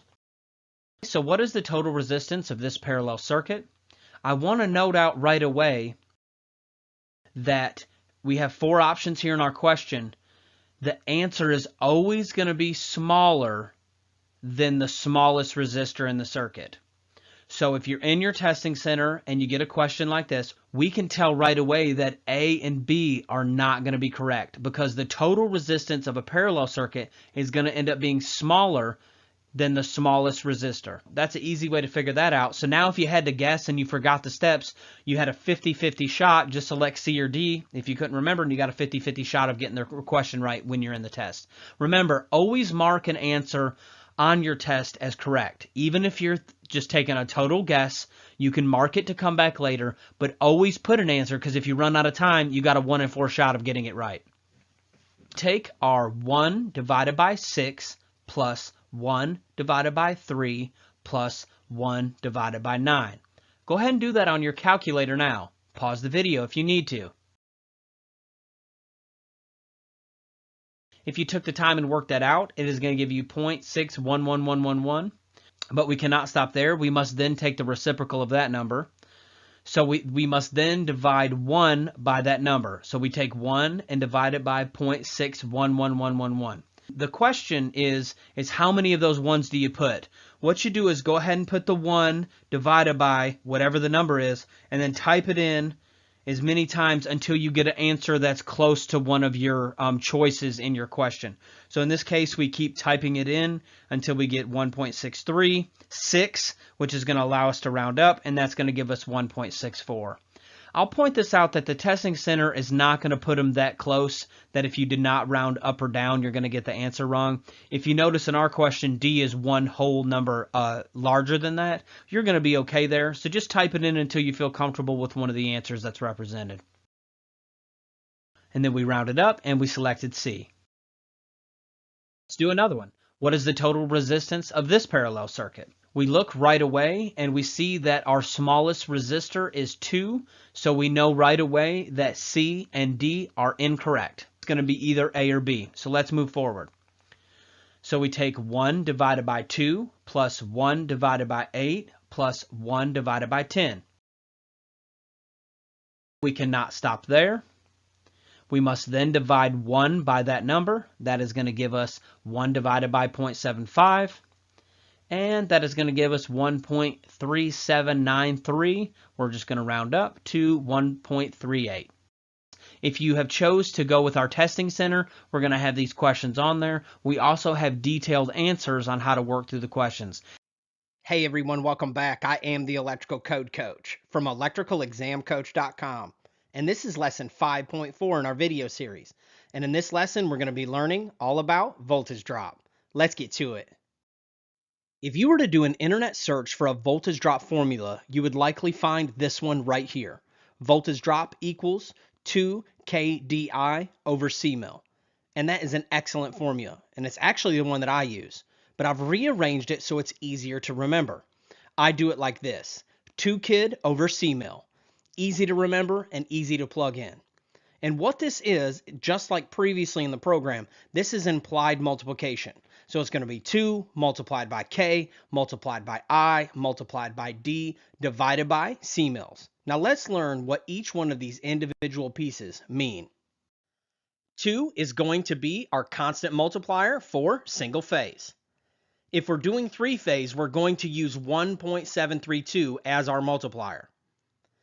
K is going to be the K factor. And I want you to think of it like a multiplier for your wire. For copper, it's 12.9, and aluminum, it's 21.2. Don't worry about remembering all this. If you're able to bring an uglies into your test, it has it in there. Your state might allow you to write inside your book. You can just write it in there. And if you have to do it like I did, you'll just go into the exam, and the first thing you'll do is write it down on your scratch piece of paper. I is your current in amperes, and D is going to be your distance. And you don't have to put it both ways. It's whatever distance the question says, you can plug it in one time. That's why I love this formula. And the C mils are going to be the circular mils of the wire. And we're going to teach you how to look up those. To find the C mils of a wire, we need to head to Chapter 9, Table 8. It's toward the back of the book in the Chapter 9 tables. Go ahead and head there now. When we get there, we find that there's a lot going on with the table, but just like every other table, we only need to focus on what we need to focus on. On the left-hand side, we're going to find our size of wire, and you'll notice all of your familiar friends, 14, 12, 10, then it goes down into larger numbers like 3/0 and 4/0, then it goes into the KC mils, and that's where we get those circular mils from, 250, 300, 350. In the next column over, we need to be sure to be in the area section because that's where we're going to get our circular mils value. Each wire has a circular mills value. And you'll notice for the first few wires that there's 2 sets of 12, 2 sets of 14, 2 sets of 10. But if you look over, the circular mills are the exact same size. So don't worry about if it's solid or stranded. Just go over to the circular mills, make sure that you're in the area section under circular mills, and you'll find your value. You'll notice when you get down to 4/0 that the values stop. And the reason is because the left-hand side of this table, the 250, 300, and 350, are already showing you what the circular mills are in KC mills. So we have 250,000, 300,000, 350,000. So once you get past 4/0, you're going to get into 250, 300, 350, and all you have to do is add on the 3 zeros. What is the voltage drop of a 200 amp circuit using 4/0 copper conductors that is 225 foot long on a 120, 240 volt system? Step 1, we're going to write down our formula. I like to physically write it down on the piece of paper so I can go through one step at a time. Then I'm going to draw a large division line so I can put my inputs that need to be on top and then go look for my C mills. Let's start with 2. Is this a single phase or a 3-phase service? Well, this one is single phase, so it is going to be 2. Then I like to go ahead and put my X down for multiplication so I don't get my numbers mixed up. Then let's go to the K, and that's going to be dependent on the type of conductor. And in this case, it's copper. So the K factor for copper is 12.9. Now we need to look at I, which is current. We put down our X for our multiplier. We go to our question, and it's a 200 amp circuit. So we're going to put 200 down. Then we put our multiplier, and now we need to look for D. Well, our D is 225 foot, and we put that down. Now we need to find our circular mills. And for that, we're going to be looking for 4/0 in the table. When we head to Chapter 9, Table 8, we're going to start on the left-hand side and come down and find 4/0. Then we're going to cross over and we're going to find that it's 211600. Anytime it's a long number like that, I don't try to figure out my thousandths or tens, or I just say 211600 and I write that down. Then I write that down right under here. Now all we have to do is go to our calculator and plug it in. And all we have to do is plug in our values. We take 2 multiplied by 12.9 equals multiplied by 200 equals multiplied by 225 equals, and then we divide that by 211600. And it's as simple as that. That lets us know that we have a 5.48, which we would round up to 5.5 voltage drop on this circuit. And we select B. Great job. That's the end of lesson 5.4. You can head over to electricalexamcoach.com for more practice questions and lessons like these. Let's get to it. Hey everyone, welcome back. I am the Electrical Code Coach from electricalexamcoach.com. This is lesson 6.1 in our video series. Today, we're going to be learning all about box fill. We're going to be in section 314.16, and we have 2 primary tables that we're going to be using. The first one that we're going to cover is 314.16a. Let's get to it. On the left-hand side is going to be our box size in inches. The next column over is going to be the type of box, and there are several different types of boxes. The first one is going to be the round octagonal box. A round box is truly circular, and the picture listed here is actually an octagonal box. I want to give a shout out to homedepot.com. It's where I snagged all these pictures. The next 3 lines you'll notice say square, and these boxes are true 4-square boxes. They're 4 by whatever the depth is. And if you look back over here to your dimensions where the box size in inches is listed, this box states that it's a 4 by whatever the depth is. There are 3 different depths. The next 3 lines you'll notice say square as well, but its dimensions are a little bit different. It says 4 11/16 by 4 11/16 by whatever the depth is. Down below there start your device boxes in all different shapes and sizes. Finally, we come to our masonry boxes. Listed below there, you're going to see different type of raised covers, which also give you a little bit more cubic inch volume inside of your box. The next column that we need to pay attention to is this middle one right here. Now in the NEC, it actually says a minimum volume, which is kind of deceptive to the installer because it's actually your maximum volume that you're allowed to fill that box. And it's listed in cubic inches. That's all we're concerned with. We're not concerned with any metric designators inside of this table. We want to be dealing with cubic inches. And the reason it's cubic inches is because we have three different measurements. We have 4 by 4 by whatever the depth is. In this column, you're going to find the maximum that you're allowed to fill each box. Then when we come over here to the far right of the table, it's one of my favorite pieces. It's actually like a cheat sheet. If all of your wires are of the same size, you can use this part of the table and make it very simple on yourself. First thing you'll do is you'll come over and find your gauge of wire. Then you'll come over here and find your type of box, and then come over and tee off with how many wires can fit inside of that box. It's very simple. Now let's look at the second table that we're going to be dealing with for box fill. And it's right below there. It's 314.16b. And this one's very simple to understand. On the left-hand side is our conductor size.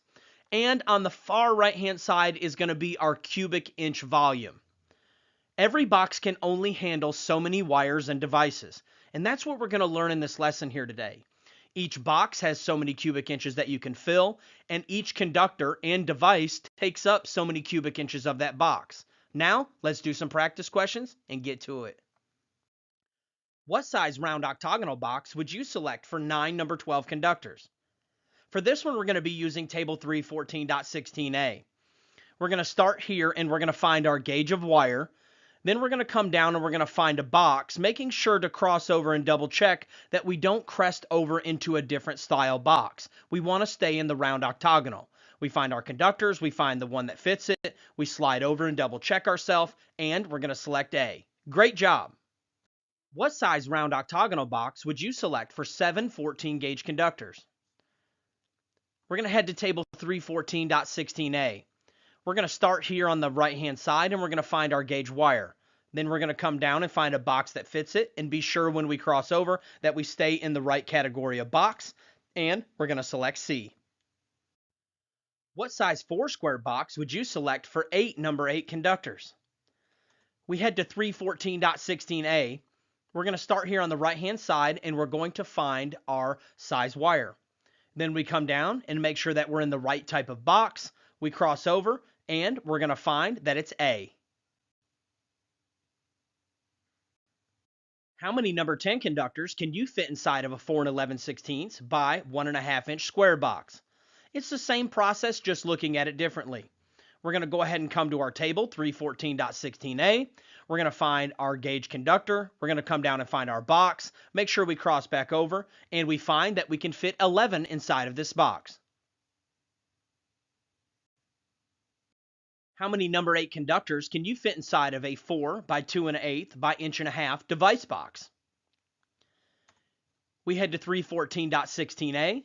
We're going to find our gauge wire. Then we're going to come over and find our type of box and size, make sure we do everything correctly, and we're going to find that it holds 3. What is the maximum cubic inch volume for a 3 3/4 by 2 by 2.5 masonry box? For this one, we're going to head to 314.16a, and we're going to use that middle column, that volume column, and we want to find out how many we can do. We come down, we look very closely, and we find that it's 14 cubic inches. This is very important that we understand this process before we move on into more complex box fill calculations. What is the maximum cubic inch volume for a 4 11/16 by 1.5 inch square box? We're going to use the same process. We head to our table. We're going to go to that volume column, and we're going to come down and find our correct type of box, and we're going to find that it's 29.5 cubic inches available area to fill. How many more number 10 conductors can you fit inside of a 4 11/16 by 1.5 inch square box that already contains 6 number 10 conductors in it? Well, since both of these are of the same size, we can just do some simple math.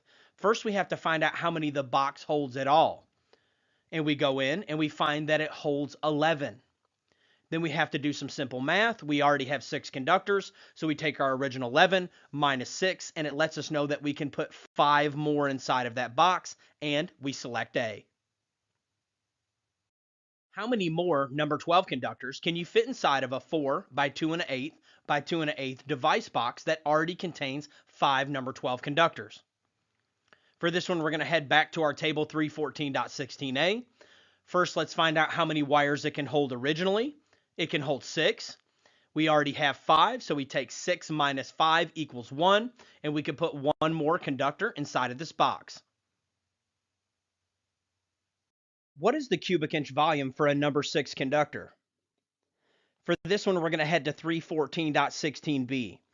We're going to start here on the left-hand side of the table and find our size conductor. Then we're going to come over and we're going to cross over to our cubic inch volume, and we're going to select D. Great job.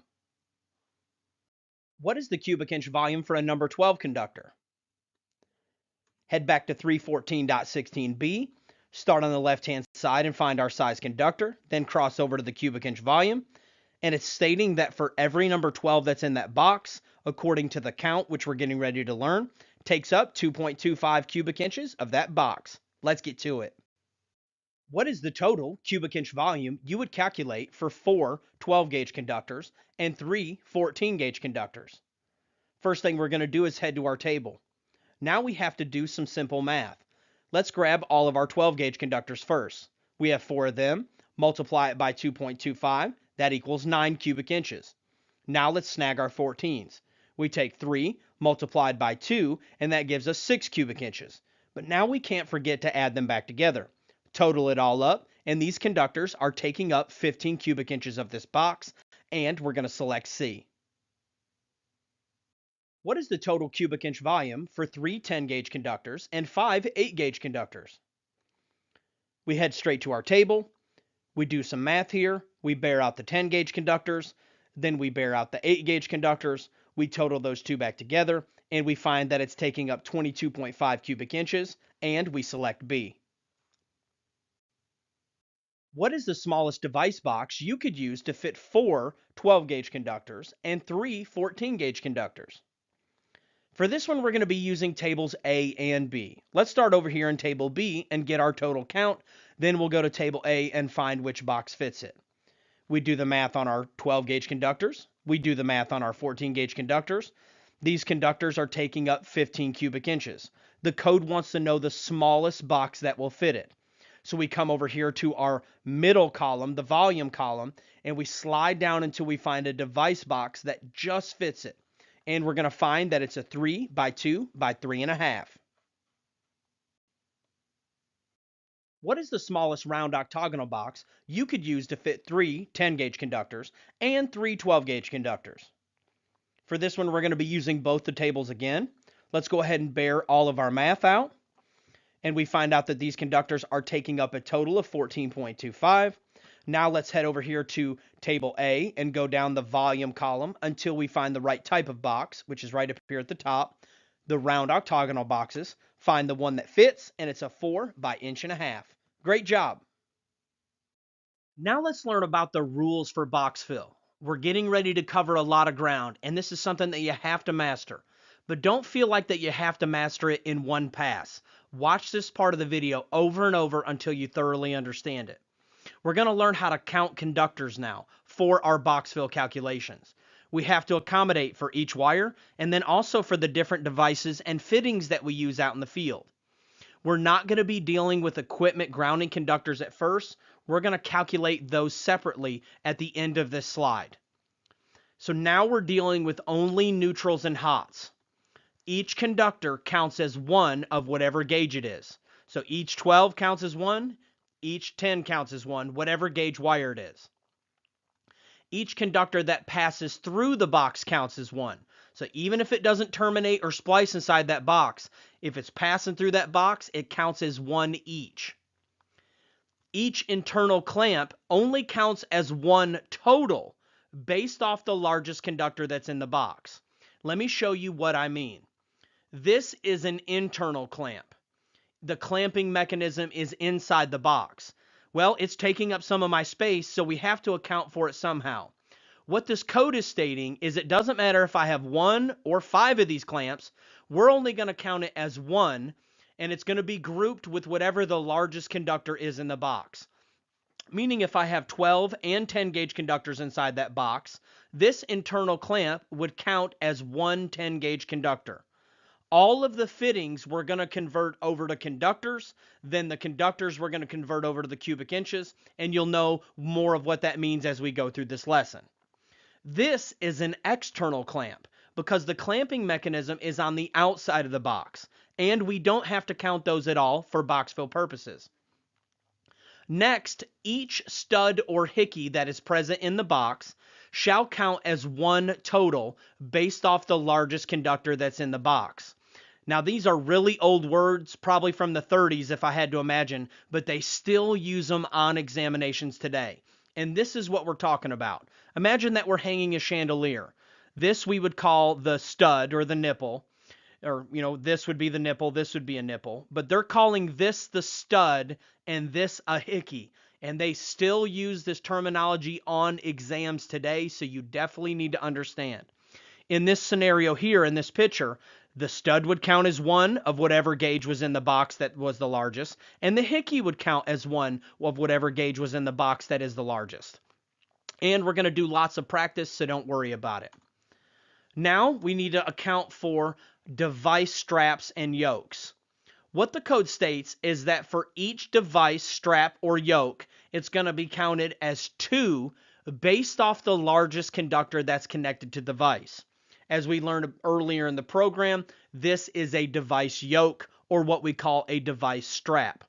So each one of those, and how I like to think about it, is each gang of a box. If you have a single gang box, 2 gang box, or 3 gang box, each gang is going to count as 2 based off the largest wire that is connected to the device. So if I had a box that had 12 gauge on one switch and 14 gauge on another switch, the first switch would count as 2 12s and the second switch would count as 2 14s. Now let's deal with equipment grounding conductors.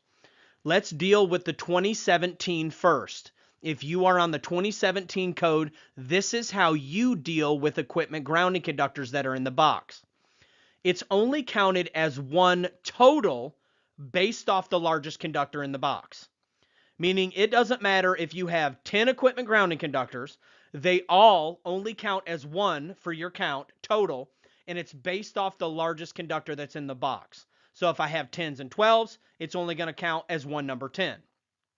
Now in the 2020 and in the 2023, it's a little bit different.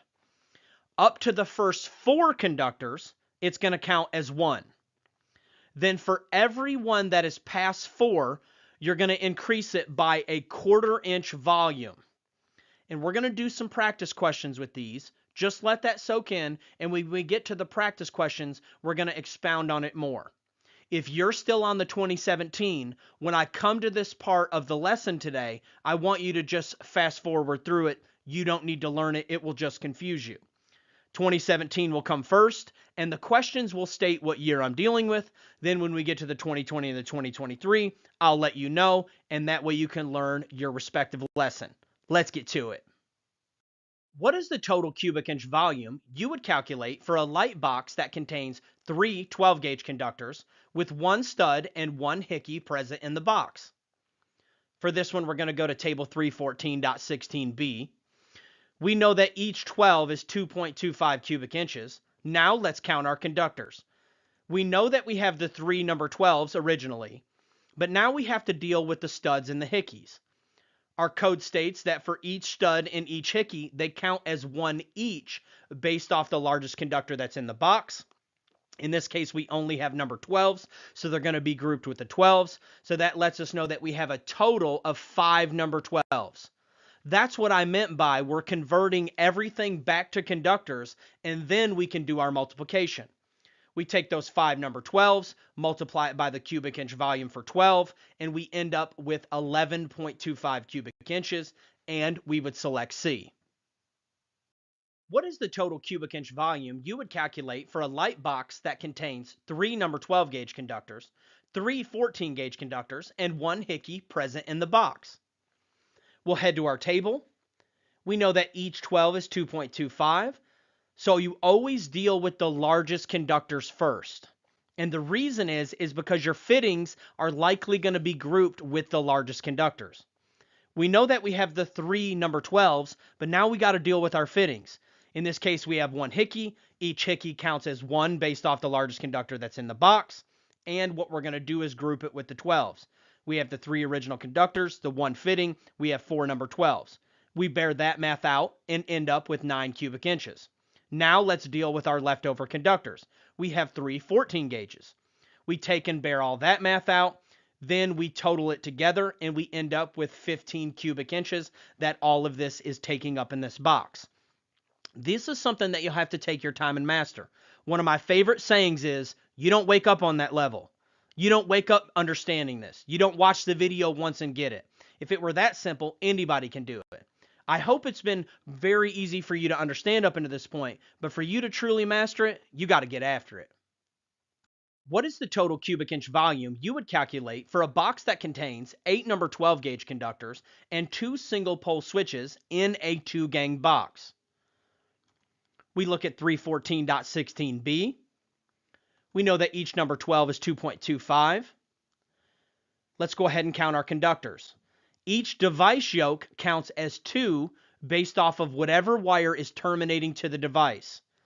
We know we have 8 original conductors, and we only have one size wire, so we know it's going to get grouped with the 12s. And each one of those devices counts as 2, so we end up with 4 more number 12s, which gives us 12 12-gauge conductors. Now we take and do our math, we end up with 27 cubic inches, and we select B. What is the total cubic inch volume you would calculate for a box that contains 8 12-gauge conductors terminating to 2 single pole switches, 6 14-gauge conductors terminating to 2 single pole switches in a 4-gang switch box? This looks like a tough question, but I know that you can do it. First, we're going to head to our table so we can get our values. We know what each 12 is, and we know that each device yoke counts as 2 based off the largest wire that's terminating to the device. Let's go ahead and deal with our 12s. We know that we have 8 conductors and 2 devices for those 12s, so each one of those devices counts as 2 more, giving us a total of 12 12-gauge conductors. We take and bear the math out, and we end up with 27 cubic inches. Now we just do the same for the leftover devices. We have our 6 original conductors, and we have 4 more based off of our count, because remember, it's based off the largest wire that terminates to that device. We take and bear that math out, total the 2 together, and end up with 47 cubic inches. Let's get to it. What is the total cubic inch volume you would calculate for a box that contains 3 internal clamps and 4 12-gauge conductors? We head to our table. We know what each 12 is. All internal clamps count as 1 total based off the largest conductor in the box. We only have one size wire in the box, so we're good to go. We take our 4 original conductors plus our 1 clamp count, and that equals 5. We bear our math out, and we select C. Now let's deal with equipment grounding conductors. In the 2017, all equipment grounding conductors just count as 1 based off the largest conductor in the box. 2020 and later, all equipment grounding conductors count as 1 based off the largest conductor in the box, up to 4 conductors. So 4 conductors and under count as 1 total. But when you have over 4, there's going to be a 1/4 inch volume increase that's going to be added for each additional equipment grounding conductor after 4. I'm going to teach you how to do it one step at a time. What is the total cubic inch volume you would have for a box that contained 2 hots, 2 neutrals, and 2 equipment grounding conductors, all of the 12-gauge persuasion in the 2017? Well, we know we're going to count our 2 hots, we know we're going to count our 2 neutrals, and all of the equipment grounds count as 1 total. We would have a total of 5 cubic inches. We do the math for 12-gauge conductors, and we end up with 11.25. Let's do one more quick practice for the 2017. We got 3 hots, 3 neutrals, and 3 equipment grounding conductors, all of the same size. We're going to take those 3 hots, the 3 neutrals, and then all of the equipment grounds count as one total based off the largest conductor that's in the box. That gives us 7. Now we bear our math out, end up with 15.75, and we select D. Let's go ahead and do one more for the 2017. We have the total cubic inch volume, and we have 3 12 hots, 3 12 neutrals, 3 14 hots, and 3 14 neutrals, and 6 equipment ground and conductors in the box. First, let's count our 12s, because that's what we're going to group all the equipment ground and conductors with, is the largest conductor in the box. We know we got 3 hots, we know we got 3 neutrals, and we're going to group all of those equipment ground and conductors, counting them as 1 with the largest, which happens to be 12. We take and bear that math out. Now let's deal with the 14s. We had 3 hots, 3 neutrals, don't have to deal with any grounds, they've already been dealt with. We take and bear that math out, total the 2 together, and we end up with 27.75 cubic inches. Now let's move on to the 2020 and the 2023. What is the total cubic inch volume you would have for a box that contained 7 equipment ground and conductors, all of the 12 gauge persuasion, in the 2020 and the 2023? I left out all other conductors because you're going to use the same rules in that after you do this calculation, you group it with whatever the largest conductor is in the box, like you learned previously. What we're going to do is we're going to count the first 4 and count it as 1. And then a 1/4 inch increase for each one past 4. Sounds complicated. We're going to break it down very simply. We have 7 total, and we're going to minus 4 because those first 4 we counted as 1.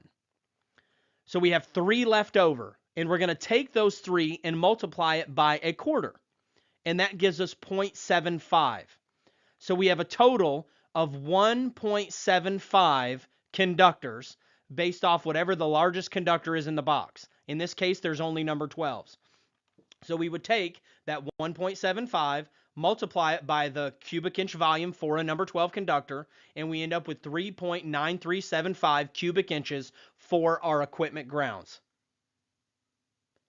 What is the total cubic inch volume you would have for a box that contained 6 hot conductors, 6 neutral conductors, and 6 equipment grounded conductors, all of the 12 gauge persuasion in the 2020 and the 2023? First thing we're going to do, we know we take the 6 hots and the 6 neutrals, and we're going to set that to the side. Now we got to deal with the equipment grounding conductors. We're going to, for the first 4, it's going to count as 1. So we need to figure out how many we are past 4. We have 6 total minus that 4. That means we are 2 past 4. For each one of those, it's going to be a 1/4 inch increase. Take 2 multiplied by 0.25, that equals 0.50. Then we have our 1 original. Then we have 0.50 add-on, so that gives us 1.50 grounds. We need to take and add that back to the 12, so we take our 12 plus our 1.50, then we multiply that by the individual volume for a number 12, which is 2.25, and we end up with 30.375. Let's get to it. All right, y'all, that's it for this lesson. You can head over to electricalexamcoach.com to unlock the pro version and the unlimited testing center. We also offer our full program on USB drive and DVD, so you can watch it offline and without commercials virtually anywhere. It also includes the MP3 files of all the lessons, so if you just want to listen to them as you drive down the road or while you're on the job site, you can do that. You can check out all that in the link in the description below. Most importantly, I want you to know that I offer 100% free coaching in life and in business. Just email me at electricalcodecoach@gmail.com. I just want to see you guys win. Let's get to it. Hey everyone, welcome back. I am the Electrical Code Coach. Let's go ahead and dive right into pipe fill. This first lesson is going to deal with if all the conductors are of the same size and insulation type, meaning if they're all number 12s and THHN. The next lesson, lesson 7.2, will deal with if we have different sizes of conductors and different insulation types, meaning if I have 10s and 12s inside of the same conduit. Let's go ahead and learn about the table that we'll use if they are all of the same size. We're going to use Annex C. And if you've tabbed your code book, you have an Annex C tab. And if you haven't tabbed it, you can just follow along. If the conductors are all of the same size and insulation type, we get to use like a cheat sheet in Annex C. It's one of my favorite tables in the code book. You will not use this table if the conduit is 24 inches or less. Now, the code book uses the term nipples, but I want you to imagine in your mind, anytime the conduit is 24 inches or less, you're not going to use Annex C. You're going to use the method that I'll teach you in Lesson 7.2. You can head to page 712 of the 2017 and page 729 of the 2020. This video is 2023 compatible. You'll have to get to your page number for Annex C, and then you can follow along. So when we get to Annex C, the beginning of it, I call it the Start Here page, because every time you're doing one of these calculations, you're always going to start here if you're using Annex C. Now, when we get there, we always read the black bold heading to make sure that we're in the right table. Great, I feel like we're in the right table. Now, when we head over to the left-hand side, we're going to find types of conduit. And the first one that we come to is EMT, electrical metallic tubing. Now let's look at the second one that we come to. It also is EMT. So what is the difference? And that's one of the most important distinctions that we have to watch out for with Annex C. The first version of the table, if you'll notice next to the C1, there is no A symbol. The A symbol signifies compact conductors. There are several different types of conductors out in the industry. Some of them are concentric, but the ones that are compact are bound a little bit tighter, and you can actually fit more of those inside of a pipe legally. But for your normal pipe fill questions, they're not compact conductors. Matter of factly, unless it says the word compact conductors, you will never assume that they're compact conductors. And you do not want to use the A versions of these tables. So when you go to the first one, it says C1 EMT. And then the second one is C1A. That's letting you know it's a compact conductor table. Now let's imagine that we did want to go to EMT. Now to slide all the way over, if we look at our far right-hand column, we're going to find that that is our page number. And for this table, you're definitely going to want to use a straight edge. Do not trust your eyes on this one. This is not a one-point question, meaning that it could count as multiple points on your exam. These are more difficult questions, and you don't want to make a simple mistake by not crossing the page correctly. One way that guys eliminate this is they will actually highlight every one that is not in a table. So they'll highlight C1, C2, C3, and they'll use a straight edge and highlight all the way across to the page number to shave off just a few seconds while they're testing. Remember, part of this is strategy, and it's beating the clock. You've only got a few minutes to answer these questions. So doing some strategic highlighting can really save you a lot of time on the back end. Now that we've learned about the Start Here table, let's actually go to where we find the values. So let's imagine that we are using EMT conduit. So we're going to start on the left-hand side. We're going to find our type of conduit, being sure that we're not in an A version of the table. Then we use a straight edge and cross over and find the page number. Go ahead and flip to that page number now. And when we get to that page, we're going to find a brand new table, and we're going to break it down piece by piece. The main thing that we have to watch out for with this table is that we always read the black bold heading when we get to that section to make sure that we're in the right table. As you'll find throughout the entire Annex C, all of these tables look identical. The only difference is the title of the table. So every time I even flip a page in Annex C, if I have to flip a page, I stop and make sure that I haven't started off into a new table. Because the difference between you being in this table and that table is just one page, and there's no difference in the table look and feel. So just make sure that you're always reading the table to make sure that you haven't, gone off into the A version of the table, which comes right after the regular version, and that you haven't crossed off into another type of conduit. Starting on the left-hand side, we're going to find our type of insulation. And this is where we find some familiar friends. RHH, RHW, THHN, THWN-2, and that's going to be our type of insulation that our wire is coated. And then in the second column is going to be our size of wire. Now, you may find when you're looking that you find your type of insulation, but you don't find your size wire over there in the wire column. That's okay. Just start over until you find the type of insulation again, and then you'll cross over and eventually find your size wire. Then once you find both of those, you'll come across the top of this table and you'll see your trade size of conduit. All of our familiar friends, 1 inch, 2 inch, 3 inch, and so on and so forth. Once we line all three of those up, all we have to do is come down and tee off, and we find how many wires can fit inside of that conduit legally. I love this table because they've done all of the hard work for us that I'm getting ready to teach you in lesson 7.2. How many THW, number 10, can you fit inside of a piece of 1 inch rigid metal conduit? The first question we ask ourselves is, are they all of the same size and insulation rating? They are, so we're going to head to Annex C using our Annex C tab. When we get to the Annex C Start Here page, we're going to start on the left-hand side until we find our type of conduit, which was rigid metal conduit. Then we're going to come down and make sure that we don't select the A version of that table, and we're going to use our straight edge or our highlighting that we've done, and we're going to go to the page number.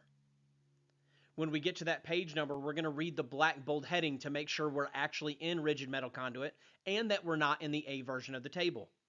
Then we're going to start on the left-hand side until we find our insulation type. Every time we flip a page, we're reading that heading to make sure that we're not starting off into a new table or a new version of the table. Then once we find our insulation type, we're going to cross over to the size of wire. As long as our size of wire is listed there, we're going to come across the top to the size of conduit. Then we come down and we tee off with how many wires can fit inside that conduit. And we find that we can fit 14 of them. Great job. How many more THWN number 10 can you fit into a piece of 3/4 inch EMT that already contains 4 THWN number 10s? The first thing we're going to ask ourselves, are they all of the same type and insulation? They sure are. So let's head to Annex C.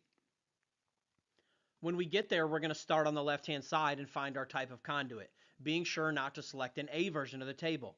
Then we cross over and find our page number. When we get to the actual table, we're going to read the black bold heading to make sure we're in the right table. Then we're going to find our type of insulation under the insulation column, find our wire size, and then come across the top to our size of conduit and tee off with our answer. And we find out that we can fit 10 originally. But our question states that we already have 4 of them in the pipe. So all we have to do is do a little 3rd grade math. We take 10 minus 4 equals 6, and we find out that we can fit 6 more inside of this conduit. Great job.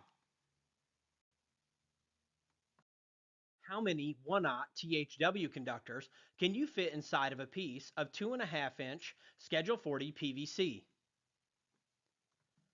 Are they all of the same size and insulation? Yes, so we're going to head to Annex C. When we get there, we're going to start on the left-hand side until we find our type of conduit, being sure not to select the A version of the table. Then we come across and find our page number. When we get to the table, we always read the black bold heading to make sure that we're in the right table. Starting on the left-hand side, looking for our type of insulation. When we find it, we go to our size of wire, come across the top until we find our conduit size. Then we're going to come down and tee off and find that we can fit 8 more conductors inside of this conduit. Great job. How many more 2/0 THHN conductors can you fit inside of a piece of 3 inch Schedule 80 that already contains 5 2/0 THHN conductors? Well, the first question we're going to ask is, are they all of the same size and insulation? Yes, so let's head to Annex C. When we get to Annex C Start Here, we're going to start on the left-hand side until we find our conduit, being sure that we're not in the A version of the table. Then we're going to come over and cross over and find our page number. When we get to the actual table, we're going to start first and make sure that we're in the right table by reading the black bold heading. Then we start on the left-hand side and find our insulation type, find our wire size, then come across the top and find our conduit size, and come down and tee off with how many conductors we can originally fit. And it looks like we can fit 11. Now we have to minus the 5 that we already have, and that lets us know that we can fit 6 more of these conductors inside of this conduit. Great job.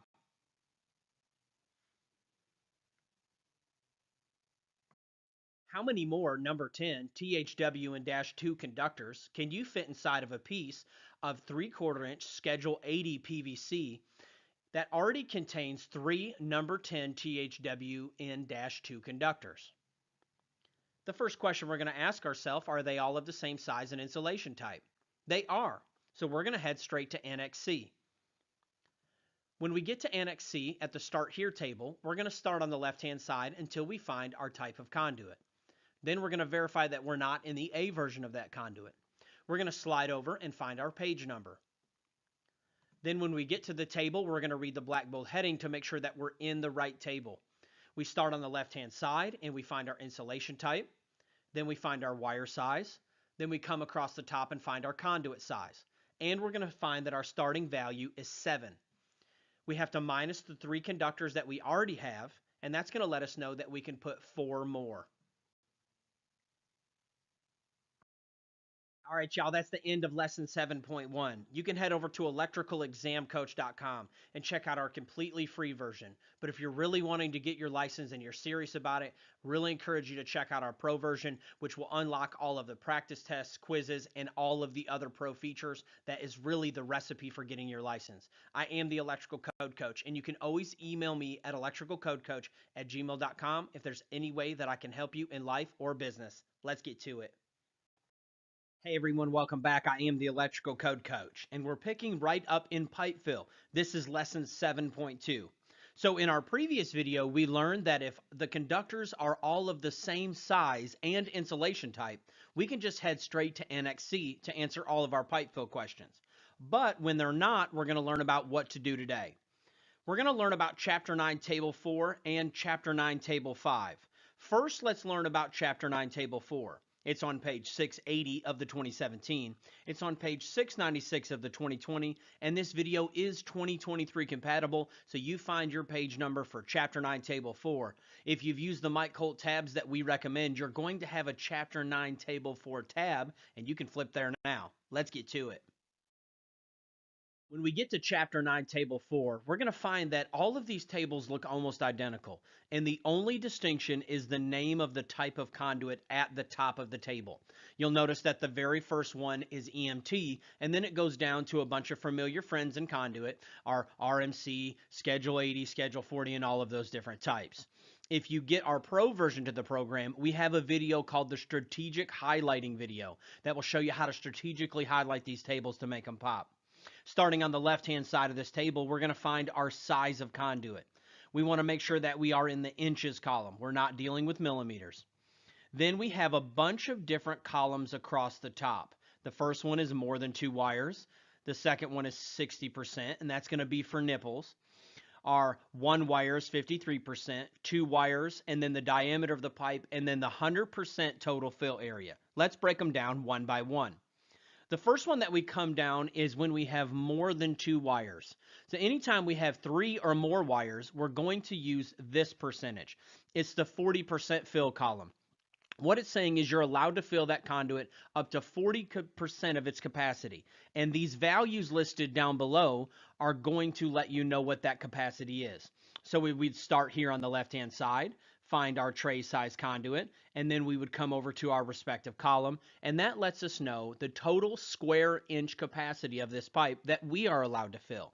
In box fill, we use cubic inches, but in pipe fill, we're going to use square inches. And the next column over would be our 60% for nipples. So when we're dealing with nipples that are 24 inches or less, we're going to use the 60% fill column. So the question will ask, if we have a nipple of this size, how many conductors can you fit? First, you would come over to your size of conduit. Then if it was a nipple, you would come over here, you would grab that value, and that's how much space you have total to fill. Then the same thing here with 1 wire and 2 wires and the diameter and the area completely. Now you say, when would you ever have 1 wire? Well, a really good example is if you are doing a grounding electrode conductor. You might have 1 wire in a pipe. Also, this includes 1 cable. It'll be treated like 1 wire. So if you put 1 piece of Romex in there, you're actually going to use the 53% column here. And the same thing with 2 wires. It would be if you had only 2 wires, or if you had 2 cables in the conduit. Or if you had 3 cables, like 3 pieces of Romex, you would use the 40%. Now, we won't hardly ever use the diameter, but if you're ever asked a specific question, what is the diameter of such and such conduit? This is where you find all your information for conduits, right here in the Chapter 9 Table 4 table. I will say this, I have had this final column on an exam before, the 100% area. It will ask you what the 100% area of a conduit is. All you have to do is remember to come to Chapter 9, Table 4, find your type of conduit, slide over here to the 100%, and you'll be able to look it up and find that one easy. Let's get to it. Now that we've learned all about Chapter 9, Table 4, and that it's all about conduit dimensions, now let's head to Chapter 9, Table 5, and let's learn about the conductor dimensions. Just like with box fill, each conductor has a size that it is. It is a square inch size when you're dealing with pipe fill. And we're going to head over and find out how to find out that square inch value. Then we know all we have to do is divide, just like we did in box fill. When we get to Chapter 9, Table 5, it looks very similar to Annex C. But anytime we come to a table, we have to be careful to make sure we're in the right table. We want to make sure that we're in Chapter 9, Table 5, not in Chapter 9, Table 5A. Just like with Annex C, there is an A version of the table that is for only compact conductors. So we're going to head here and we're going to start on the left-hand side and find our type of insulation. Then we're going to cross over and find our wire size. Then we have to be careful here. We want to make sure that we're in the approximate area and that we're in the inches squared. We're not dealing with diameter for pipe fill. Although there may be a time that you have a question that asks you for the diameter of a conductor. If that's the case, you would head here and it'll tell you the answer. But we're dealing with area when we're dealing with pipe fill. So we start on the left-hand side, find our type of insulation, find our wire size, and then find our approximate area in inches squared. Now, let's do some practice questions. Before we jump into the practice questions, let's go ahead and hit the major points. We're going to use Annex C when all of the conductors are of the same size and insulation. With dealing with equipment, grounding, and bonding conductors, they shall be included based off the actual dimensions of the conductor. It's not like we did in box fill. If there is a grounding conductor in that pipe, it counts 1 for 1, and all of them count. If you've got 10 of them, they all count. Conduit 24 inches or less shall be calculated from the 60% fill column. A combination of conductors of different sizes shall use the actual dimensions from Table 5 or 5A if they're compact conductors, and then we're going to use the dimensions of the conduits listed in Chapter 9, Table 4. And it's a little bit different than when we're dealing with load calculations. We're actually going to round up when it's 0.8 or greater. And I have one of those examples in our questions coming up, so you'll be a pro by the end of this video. Let's get to it. How many more number 12 THHN conductors can you install into a piece of 3/4 inch EMT that already contains 3 number 10 THHN conductors? The first thing we're going to do is we're going to find the total area that we have to work with. And to do that, we're going to head to Chapter 9, Table 4 for EMT. And when we get there, the first thing we do is make sure that we're in the right type of conduit. Then we're going to start on the left-hand side and find our trade size, and we go down to 3/4.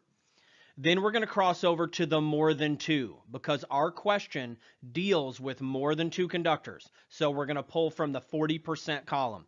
And that's going to let us know that our starting available area is 0.213 square inches.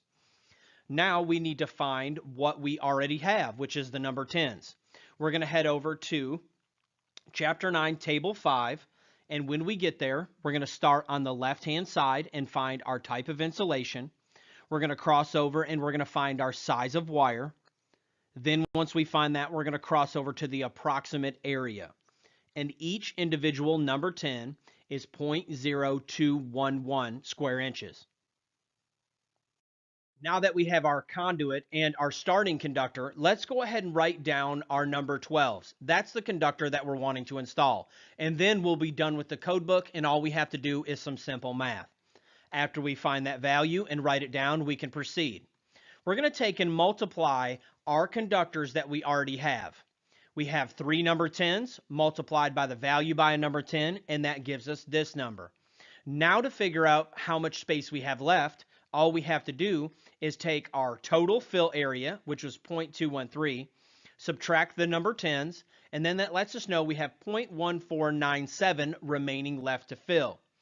In order to find out how many number 12s we can fit in it, all we have to do is divide. We take our available area left to fill, divided by the individual number 12, and we're going to find out that we can fit 11.255. In this case, it's lower than 0.8, so we're going to round down to 11 conductors, and we select D. Great job. How many 1/0 XHHW conductors can you install into a piece of 2.5-inch Schedule 40 that already contains 4/0 XHHW conductors? So the first thing we're going to find out is find out the square inches of our pipe. For that, we're going to head to Chapter 9, Table 4, Schedule 40. When we get there, we're first going to verify that we are in the right type of conduit. Then we're going to come over here to the left, find our size of conduit. Then we're going to come over to the 40% column because we have more than 2 conductors. And we're going to find that for this conduit, it's 1.878. Now we need to head to Chapter 9, Table 5 and find out the square inch values of our wires. When we get there, we make sure that we're in Chapter 9, Table 5 and not Chapter 9, Table 5A. Coming down the left-hand side for the type of insulation, then finding our wire size, then we come over here to the approximate area in square inches, and we find its value. Now that we have our conduit and our starting conductor, let's go ahead and write down what the conductor that we're wanting to install is. And it's 1/0 XHHW. Now we can start all over. We multiply by how many conductors that we already have. We have 4 multiplied by the value for a 4/0, and that gives us this number.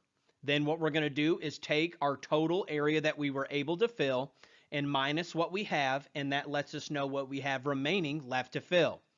Then all we have to do is divide. We take our remaining left to fill, divide by our individual 1/0, and that lets us know that we can fit 3.28 conductors. We are below 0.8, so we're going to round down, and we find that we can fit 3 more in the conduit. How many number 12 THHN conductors can you install into a 20-inch nipple of EMT that already contains 3 number 10 THHN conductors? First, we're going to find the square inches of our pipe. We found out previously that Table 1 tells us for nipples that are 24 inches or less, we are going to use the 60% fill when using EMT. So how we find out what the 60% is we'll head to Chapter 9, Table 4. First, we will verify our type of conduit to make sure we're in the right conduit. Then we're going to start on the left-hand side and find our size of conduit. But then we need to cross over to the 60% fill because this is a nipple. And we find that it's 0.320. Now we can finish the problem like normal. We're going to head to Chapter 9, Table 5 and find out the square inch value of our conductors. When we get there, we verify we're in 5 and not 5A. Then we're going to come down and slide on the left-hand side, come over to our size wire. Then we're going to come over to the approximate area, and we're going to find that it is 0.0211. We found out our pipe. We found out our starting conductor. Let's go ahead and write down the conductor that we're wanting to add while we're right here in the table. Now, all we have to do is multiply. We take our original conductors, which was 3, multiplied by its value, and that gives us this value.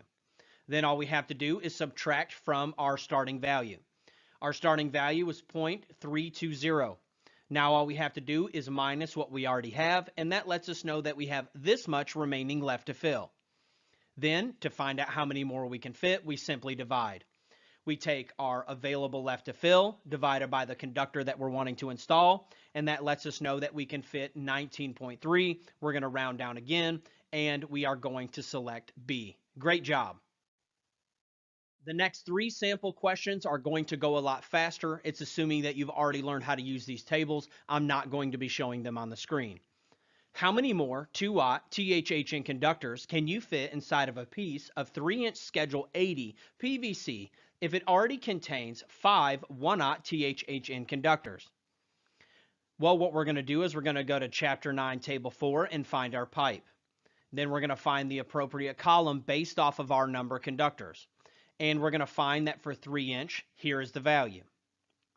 Then we're going to go find our type of insulation in Chapter 9, Table 5. Go ahead and get all of the values for conductors that are involved. First, we're going to take our known conductor, 1 aught, and we're going to take and multiply it by 5, and that's what we're already filling of this pipe.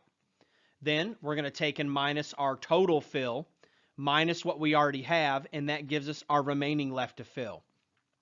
Then we take our 2 aught conductor, and we divide it out, our remaining left to fill, by the conductor that we're wanting to install, and we're going to find that we can fit 7.4. Again, we're going to round down because it's less than 0.8, and we're going to select B.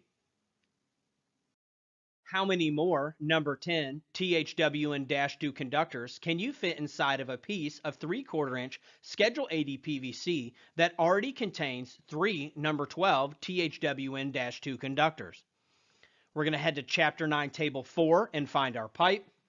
We're going to find the appropriate column based off the number of conductors, and we're going to find this value for a piece of 3/4.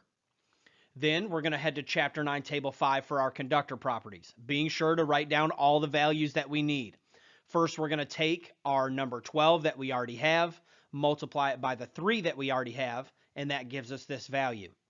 Then we're going to take our total available to fill minus what we already have, and that gives us this for our remaining left to fill. Then we just take that and divide. We divide that out, and we find that we can fit 5.88 conductors, and in this case, it is 0.8 or larger, and we will round up to 6. Great job. What is the total area in square inches of a piece of 1-inch flexible metal conduit? For this one, we're going to head straight to Chapter 9, Table 4. When we get there, we're going to verify that we're in the right type of conduit. Then we're going to start on the left-hand side and find our size of conduit. Then we have to cross all the way over to the 100% fill area. I have been tested on this in the past, so it's good to be familiar with using this table on all spectrums. And in this case, we're going to select 0.817. Great job. Hey everyone, welcome back. I am the Electrical Code Coach from electricalexamcoach.com, and this is lesson 8.1 in our video series. We're going to be in Article 240, and we're going to be learning all about overcurrent protective devices. You'll hear me use the term OCPD throughout the rest of the program, and all it stands for is overcurrent protective devices. But to simplify it even further, just think about it like this. Anytime you see OCPD, it just means breakers and fuses. Whether it's the individual breaker at a branch circuit, 20 amp, or it's a 100 amp feeder breaker, or our main 200 amp disconnect. It's either going to be a breaker or fuse, and they're all OCPD. Let's get to it. Table 240.6a is one of my favorite tables in the NEC. It's where we get our standard ampere ratings from. And although it seems like the least of all the tables, it's very powerful throughout the electrical industry. Anytime we come to a new table, we always read the black bold heading to make sure that we're in the right table. Standard ampere ratings for breakers and fuses. Starting on the left-hand side is where it starts with our numbers. You should pull your code book out and look at it now. If you're in the 2023 and later, it's going to start with 10 amps and go up. And in the 2020 and previous, it's going to start with 15 amps and go up. And then it goes up by fives. 15, 20, 25, 30, 35, 40, 45, 50. And when we get to 50, it starts jumping by tens and even larger numbers as we move up in amperage. The reason that this table is so important is it unifies the entire electrical industry. The manufacturers make these size breakers. The stores stock these size breakers. Installers purchase these size breakers, and when we are doing our load calculations in the NEC, these are the sizes that we're actually going to use. We're going to learn all about it in this lesson. Table 240.6a, standard ampere ratings for breakers and fuses. Let's get to it. Let's look at the major points for general overcurrent protective devices. I say general for a reason, because there are other parts of the code that modify, change, or erase the things that I'm getting ready to teach you. A good example is when we get to motor overload devices. But these rules that we're getting ready to learn apply blanket across the NEC unless another section tells you otherwise. The first one is the next size up rule. And that's the next standard size on that table that we just learned about. Let's imagine that we have a 59 amp known load. And for the rest of the program, I'm going to call it known load, and there's a reason that you'll learn about here in a minute. But do they make a 59 amp breaker? They don't, do they? What we would do is we would go to our table, 240.6a, and we're going to look at the next standard size. So we go 15, 20, 30, and then we look here and we see 50, and then in between 50, there's no 55, and it jumps to 60. If we have a 59 amp load, we're going to choose a 60 amp overcurrent protective device. Now, that may not feel good at first when you first start wiring and learning this stuff, but later we'll understand that there are rules in place when we get to sizing our wire that are going to make it so everything's okay and we're totally protected. The next major point is going to be continuous loads at 125%. There are two different names that you may see: continuous load or continuous duty. A continuous load is defined as expected to run for 3 or more hours at full current. And in the exam prep world, it's going to look like this. You have a load that's known to run for 5 hours. What would the blah, blah, blah? And it'll ask you for wire size or breaker size. Or it might say 5 hours or 10 hours. It doesn't matter how many hours it is. If it's 3 or more, it's considered a continuous load. You may also hear the word indefinitely. Just to try to throw you off, they might use the term indefinitely. Well, it falls under the same classification of needing a 125% multiplier. Remember, it's just another demand factor. Let's do an example. Let's take our 59 amp known load from before, and let's imagine that it was told to us that it's a 59 amp continuous load. What we would do is we would take our 59 amps, multiply it by 1.25, then we have a new known load of 73.75. That old load is gone. The 59 is gone. The 73.75 is our new known load. And that's what we would go size our breaker and subsequently our wire by. How we would do that is head to table 240.6a. We're going to look at the next standard size. So we're above 70 and it jumps to 80. And we would put this on an 80 amp overcurrent protective device. Our final major point is going to be that the overcurrent protective device equals the service size. Let me explain what I mean. Let's imagine that we did a whole house load calculation and it equaled 180 amps. Well, now we have to size the main breaker for that house, don't we? For that, we're going to head to table 240.6a and we're going to choose the next standard size. We put it on a 200 and we're done. But the question is what size is the service? Is it based off like the rating of the equipment bus? Maybe it's a 225 rated. No, it's actually based off the size of the main breaker or main fuse for that structure. So this would in fact be a 200 amp service. The load calculation dictated what size breaker we used, and the breaker size that we used dictated the size of the service. And this is very important as we get farther into the program. That's it for lesson 8.1. You can head over to electricalexamcoach.com to unlock the practice quizzes and everything in the ECC Testing Center. I am the Electrical Code Coach, and my bargain is that these videos will add value to you, and you will in turn add value to others. Let's get to it. Hey everyone, welcome back. I am the Electrical Code Coach from electricalexamcoach.com, and this is lesson 8.2 in our video series. And in this lesson, we're going to learn how to size overcurrent protective devices for non-continuous and continuous loads. Let's get to it. What size breaker would you use if you had a 56 amp load on a piece of equipment? Step 1, find the total connected load. The known load as of right now is 56 amps. Now we check for demand factors. In this case, it doesn't mention that it's a continuous load or it's running for any specific amount of time. It also doesn't call out a specific type of equipment, like a motor or air conditioner compressor, that might lead us to other sections of the code. Therefore, there are no demand factors. We head over to table 240.6a and we select the next size up. In this case, we have a 56 amp load, which would lead us to select a 60 amp overcurrent device. Great job. What size breaker would you use if you had a 34 amp load on a piece of equipment? Step 1, find the total connected load. The known load as of right now is 34 amps. But we gotta check for demand factors. There are no continuous loads, and there are also no specific pieces of equipment. So therefore, there are no demand factors. We're gonna head to our table 240.6a, and we're gonna choose the next size up, which in this case would be a 35 amp breaker. And that's where I want to take the time right now to point out that you should always go to the table and verify the size that you should choose. This is where you can let field experience burn you when you're in the testing center. Because if we're out in the field and we see a 34 amp load, we might put that on a 40 amp breaker.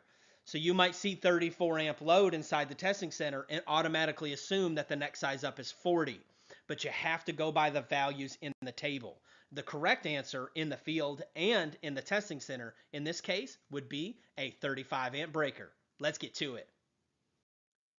What size breaker would you use if you had a 40 amp load on a piece of equipment? Step 1, find the total connected load. The known load right now is 40 amps, but we check for demand factors. And in this case, there are no continuous loads or specific piece of equipment. Therefore, there are no demand factors. We're going to head to table 240.6a. Even though we feel confident that it's a 40, I want you to always be in the practice of flipping to the table and verifying that you have the correct size breaker. And in this case, we land right on a standard size, so we're going to select 40. And we select D. Great job. What size breaker would you use if you had a 26 amp load in a house and it's known that it will run for 4 hours at a time at full current? Step 1, find the total connected load. Our known load as of right now is 26 amps. Now we got to check for demand factors. In this case, it's going to qualify as a continuous load. Any load that's expected to run for 3 or more hours at its full current must have that 125% continuous load multiplier. So we take our known load multiplied by 1.25. That gives us a new known load of 32.5. In that case, we would round up to 33, and that's our new known load. Then we head to table 240.6a, and we choose the next size up. And in this case, it's going to be a 35 amp breaker. Great job. What size breaker would you use if you had a 40 amp load in a house and it's known that it will run for more than 5 hours at a time? Step 1, find our total connected load. Our known load as of right now is 40 amps. But we must check for demand factors. And in this case, we have our continuous load multiplier. It's very important to note that the test makers will put different numbers of hours to see if you're paying attention. They'll put, what if the load runs for 16 hours or 20 hours? If it's anything 3 hours or more, it's going to have that 125%. We take our known load multiplied by 1.25, and that gives us a 50 amp new known load. We head to table 240.6a, and we're going to land directly on a standard size breaker, which is a 50. So we come back and select A. Let's get to it. What size breaker would you use if you had a 47 amp load and it was expected to run indefinitely? Step 1, find the total connected load. Our starting known load is 47 amps. Now we check for demand factors. And in this case, it gets that 125% continuous duty, just like a continuous load. We take our starting known load, multiplied by 1.25, and that equals 58.75. And in this case, we would round up. So 59 is our new known load. Now let's head to table 240.6a. And in this case, we're going to select the next size up, which happens to be a 60. Great job. That's the end of lesson 8.2. And I want to take this moment and encourage you and let you know that you're doing a great job and keep up the hard work. And just don't forget the reasons that you're doing this. For your family, for your career, for taking your family from where you guys were to where you guys are going. Because it's easy when we get exhausted and it's hard and we're on our way to that next level to forget all the reasons that we're doing this in the first place. I want to let you know that I'm here for you. Anything that you need, you can always just email me at electricalcodecoach@gmail.com.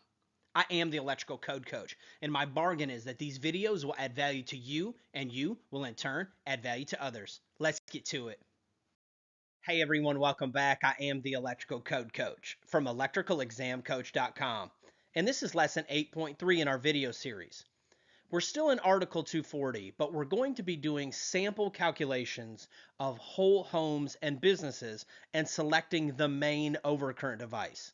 Learning how to take all the work that we've done in the program up until this point, the load calculations and everything, and then take those total VAs and find out how to choose that overcurrent device, which will ultimately dictate the size of the service. Let's get to it. What size main breaker would you select for a home with a total calculated load of 23,123 VAs on a 120 240 volt system? Step 1, find our total connected load. Well, they've already done the load calculation for us, so all we have to do is take our total known VAs and divide it, and that's going to give us our load in amps. And in this case, it's 96.35. We would round down to 96. Now we check for demand factors.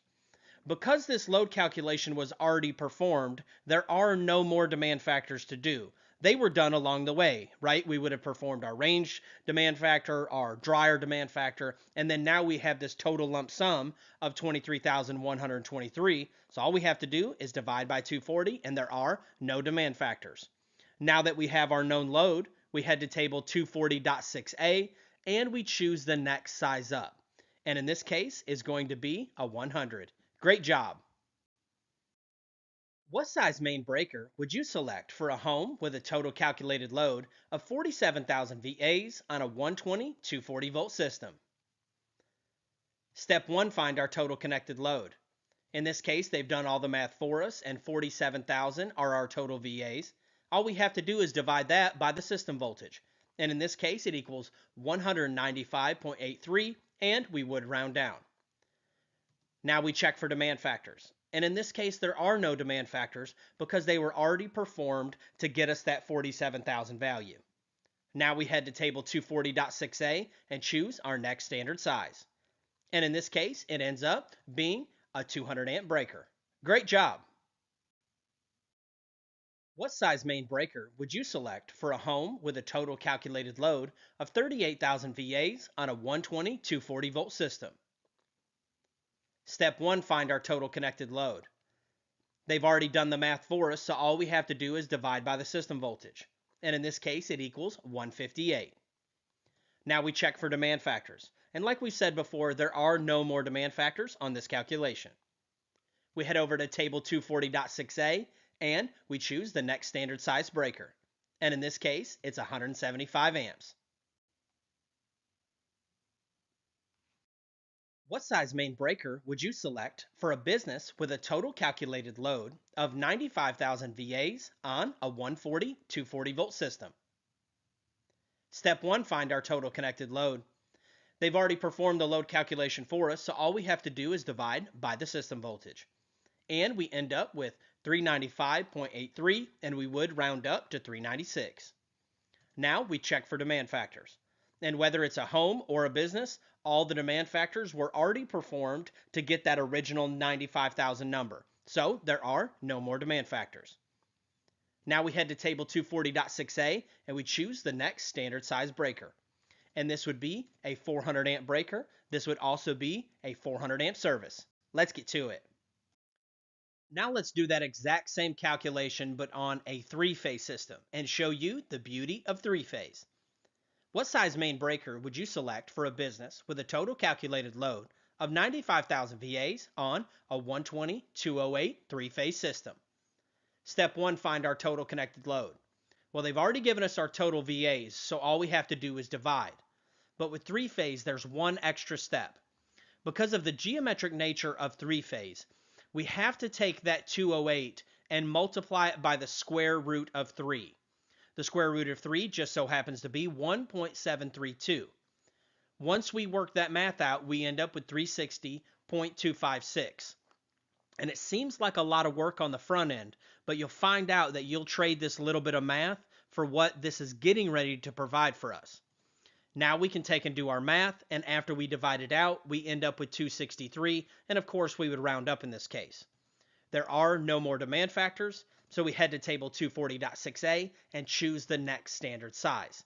And this is where the beauty happens. We're going to now put this on a 300 amp breaker instead of, like in the previous question, it would be on a 400 amp, meaning that we'd have to have larger wire in the previous question, which may lead us to have larger pipe, which we may end up with a larger cost of overall project. The beauty of three-phase is the numbers come down. So this one's on a 300 amp service, which means we can put it on smaller wire, which might mean we can put it in smaller pipe, which might end up having a smaller overall cost. Let's get to it. What size main breaker would you select for a business with a total calculated load of 80,000 VAs on a 120/208 three-phase system? Step 1, find our total connected load. In this case, they've done the work for us. They've given us the 80,000. Now all we have to do is divide. We do our little bit of pre-work and we end up with 360. Now we take and divide that out and we end up with 222 amps. In this case, we'll round down to 222. There are no more demand factors in this calculation. We head over to table 240.6a, choose the next standard size up, and put this on a 225 amp service. That's the end of lesson 8.3. You can head over to electricalexamcoach.com. Let's get to it. Hey everyone, welcome back. I am the Electrical Code Coach from electricalexamcoach.com. And this is lesson 9.1 in our video series. We're going to be in Article 310. And we're going to be learning all about ampacity. Ampacity is the maximum current measured in amperes that a conductor can continuously carry under its usage conditions without exceeding its rated temperature. Everything that we're doing in this program and out in the electrical field is to protect first the people and then the equipment. And it's no different with the wire. This wire is only rated to handle so many amps before the insulation will start to deteriorate, and ultimately we could end up with a fault, short circuit, or just arcing and sparking. With that being said, in this video series, we're going to slow down and we're going to master wire ampacity and how many amps a wire can hold and how to select the right wire for the right load. Let's get to it. Now let's learn about our primary ampacity table. If you're in the 2017, it's table 310.15B16. And in the 2020 and later, it's table 310.16. Same information, new name. If you're in a softbound NEC, these should be your page numbers, depending on what print of the NEC you have, whether you got the first round or second round print, but this will get you close enough. The most important thing is read the title of the table and make sure that it matches the actual table number. Let's get to it. Now there's a lot going on in this table. We're going to slow down in this lesson. This is our ampacity basics lesson, because if you don't get this, it's going to be hard to have an electrical career. It's going to be hard to ever be able to pass your examination. So we're not in any hurry. If you need to watch this video over and over, you can do it. The first distinction we want to make with this table is that it's actually two tables. On the left-hand side is going to be for copper conductors, and on the right-hand side is going to be for our aluminum and copper clad conductors. Left-hand side copper, right-hand side aluminum. And if you'll notice, they mirror each other, but in the NEC, it's smushed all into one table. Now let's take a look at what all this information means. Now we're going to do a quick breakdown of the table. We won't stop on any specific part until we need it in the program, because I don't want to confuse you. And later you'll understand why I did it piece by piece. But we read all of our tables from top to bottom, left to right. I want you to focus on the left-hand side because that's the copper side, but you'll notice that everything that we do is going to be mirrored over on the aluminum side. So starting at the top, it gives us the scope of the table. We're not going to get into that right now. It comes later in the series. Then you'll notice there's a 60, 75, and 90 degree C columns. Below that are going to be the insulation types like THHN, THWN. On the left-hand side, you're going to have the conductor sizes, which is easy. And then in the middle, you'll find the allowable ampacity for each respective column. Now let's take these piece by piece and explain exactly how to use them. Now let's learn about terminals and insulation rating. And that's where these 60, 75, and 90 degree C columns come into play. Whether we're dealing with terminals or insulation around the wire, each one of them can only handle so much heat safely. Whether it's a lug or a breaker or a switch or the insulation around the wire, they're all rated for specific temperatures. I'll give you a little heads up. Out in the field, all of these are almost 99% of the time rated for 75 degrees C.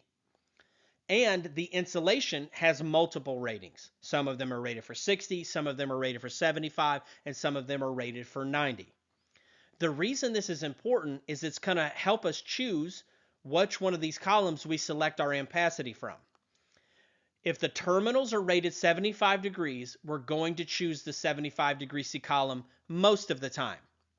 I'll explain what most of the time means later in the program, because this section is just like other sections of the NEC. There are blanket rules that apply generally, but later they get modified. But for right now, what I want you to remember is we're going to match the column that we used based off the terminals that the device is rated by. Regardless of what the insulation is, we can choose from whatever column that the terminals are rated by, unless modified by another code. Now let's lay some ampacity ground rules. Unless modified by a specific piece of equipment or another code, these rules will apply generally. If the question states that it terminates to 60, 75, or 90 degrees C terminal lugs, you're going to make your selection from that respective column. And as with overcurrent protection, we're going to do a 125% demand factor for all loads that are expected to run for 3 or more hours. Remember our continuous load rule? That carries over into wire sizing as well. Let's get to it. What size AWG copper conductor would you select for a 60 amp load using THHW terminating on 75 degree C terminals? Step 1, find the total connected load. Well, in this case, we already have the load. It's 60 amps, but we must check for demand factors. They've not told us about a specific piece of equipment or that it's a continuous load, so there are no demand factors. But we have to learn one important rule for sizing wire. The wire must meet or exceed the known load. There is no next size up rule. The wire always has to meet or exceed the known load. So we head to our primary ampacity table, and we're going to start on the left-hand side because our question is copper. Always carefully go through these steps. What type of metal? Copper. What are my terminal ratings? They are 75 degrees C. What is my known load? 60. I'm going to start down the 75 degrees C column until I find a wire that covers the known load, and then I'm going to use a straight edge to come over and select my size wire. And in this case, you would put it on a 6-gauge wire. We go back and we select B. Great job. What size AWG copper conductor would you select for a 74 amp load using THHW terminating on 75 degree C terminals? Step 1, find the total connected load. It's 74 amps. Now let's check for demand factors. Well, in this case, there's no specific pieces of equipment and there's no continuous load, so there are no demand factors. And we have to remember that our wire must meet or exceed the known load. We head to our primary ampacity table. We make sure that we're on the right side of the table. In this case, it's copper. And we have 75 degree C terminals. So now we take off and find a wire that will cover the known load. We find one that will cover 74 amps. We use a straight edge to come over and tee off at number 4. And we're going to select A. Great job. That's the end of lesson 9.1. You can head over to electricalexamcoach.com for quizzes that go along with these videos and unlimited access to the testing center. Ampacity is one of those topics that you have to take one bite at a time. So don't get overwhelmed. Take your time. I know that you can do it. I am the Electrical Code Coach, and my bargain is that these videos will add value to you, and you will in turn add value to others. Let's get to it. Hey everyone, welcome back. I am the Electrical Code Coach from electricalexamcoach.com, and this is lesson 9.2 in our video series. In this lesson, we're going to be sizing wire for continuous and non-continuous loads. Let's recap on the basics before we get started. If the question states that it terminates to 60, 75, or 90 degree C terminals, we're going to make our selection from that respective column under normal circumstances.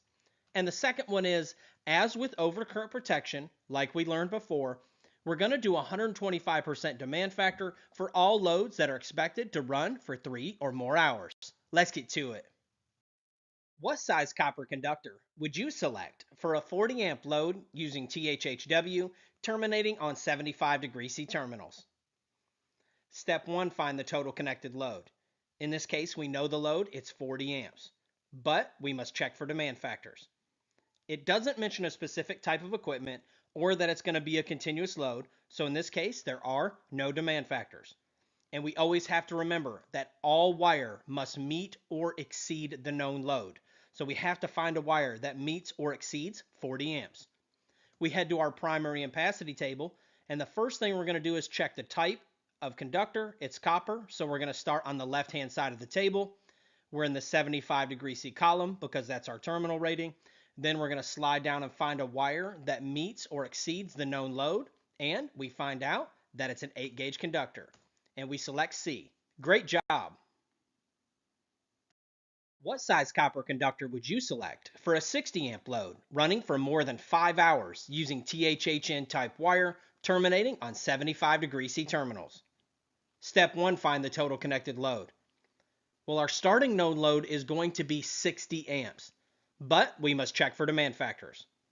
When we find out that it's going to be a continuous load, we need to remember to do our 125% rule for continuous loads. So we take our original known load, multiply it by 1.25, and that gives us a new known load of 75 amps to size our wire by. And remember, our wire must meet or exceed the known load. We head to our primary ampacity table. We head to the copper side because it wants copper conductors.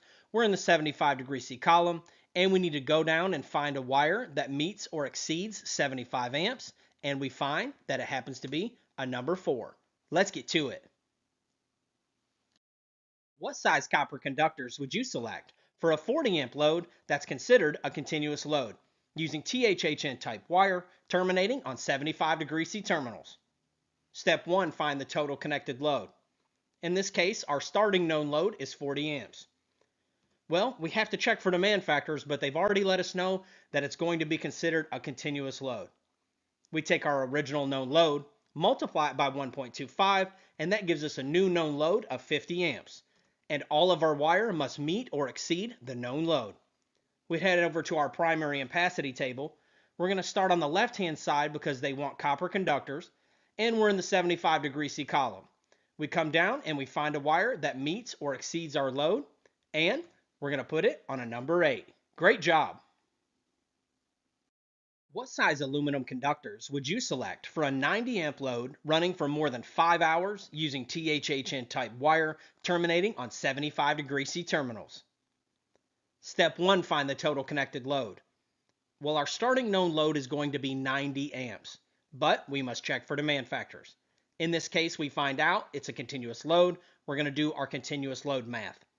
We take our starting known load multiplied by 1.25, and that's going to give us a new known load of 112.5 amps.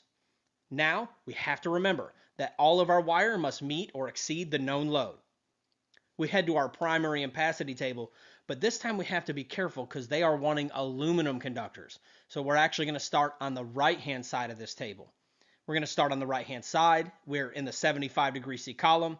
We come down and we find a wire that meets or exceeds the known load, and we find out that it needs to be on a 1/0. Let's get to it. That's the end of lesson 9.2. You can head over to electricalexamcoach.com to get the quizzes that go along with these videos and unlimited access to our testing center.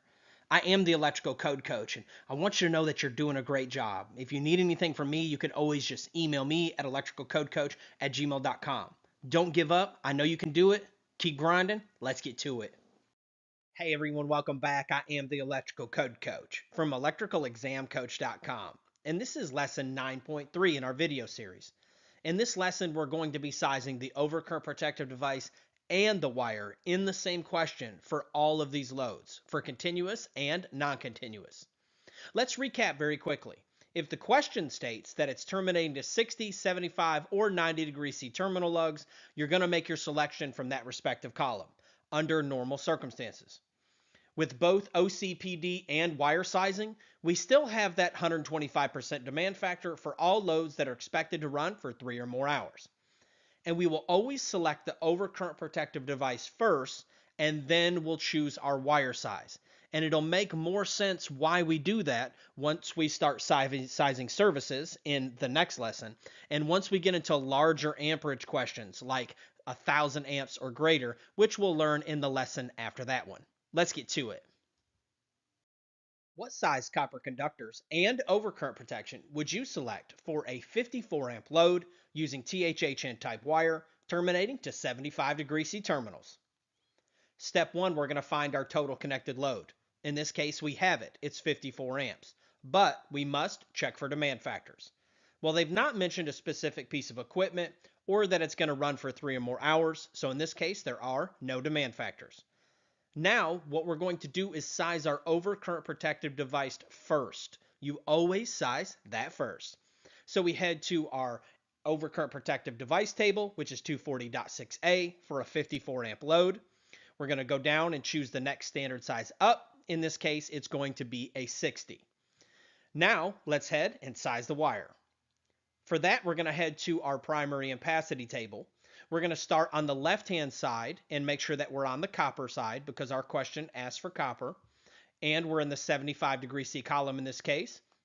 We're going to slide down and find a wire that covers the known load of 54 amps.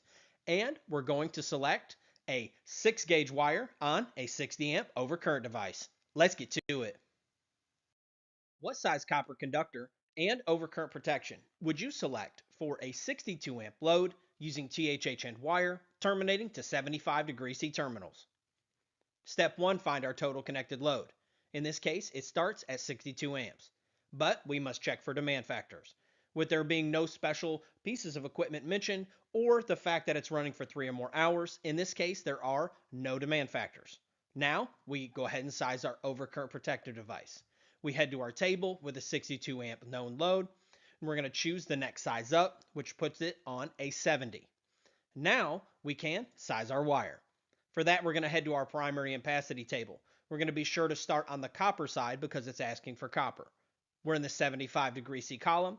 We slide down and find a wire that can cover the known load. And we find out that we're going to have a 6 gauge wire on a 70 amp breaker. Let's get to it. What size copper conductors and overcurrent protection would you select for a 105 amp load using THHN type wire terminating to 75 degree C terminals? Step 1, we're going to find the total connected load. Our starting known load is 105 amps, but we must check for demand factors. It doesn't mention a specific type of equipment or for how many hours that it's running, so in this case, there are no demand factors. First thing we're going to do is size our overcurrent protective device. For that, we head to table 240.6A and choose the next standard size up. And this is why it's very important for you to always go to the table and not just go off of memory or what you might do out in the field. Because out in the field, you might say, oh, this needs to be on a 125 because 125 is a common number. But how many of you know that there's actually a 110 amp breaker in between 100 and 125? I've seen them, I've worked with them out in the field, but they're not very common. Usually out in the field, we'll jump from a 100 to a 125 for like sub-panel sizing.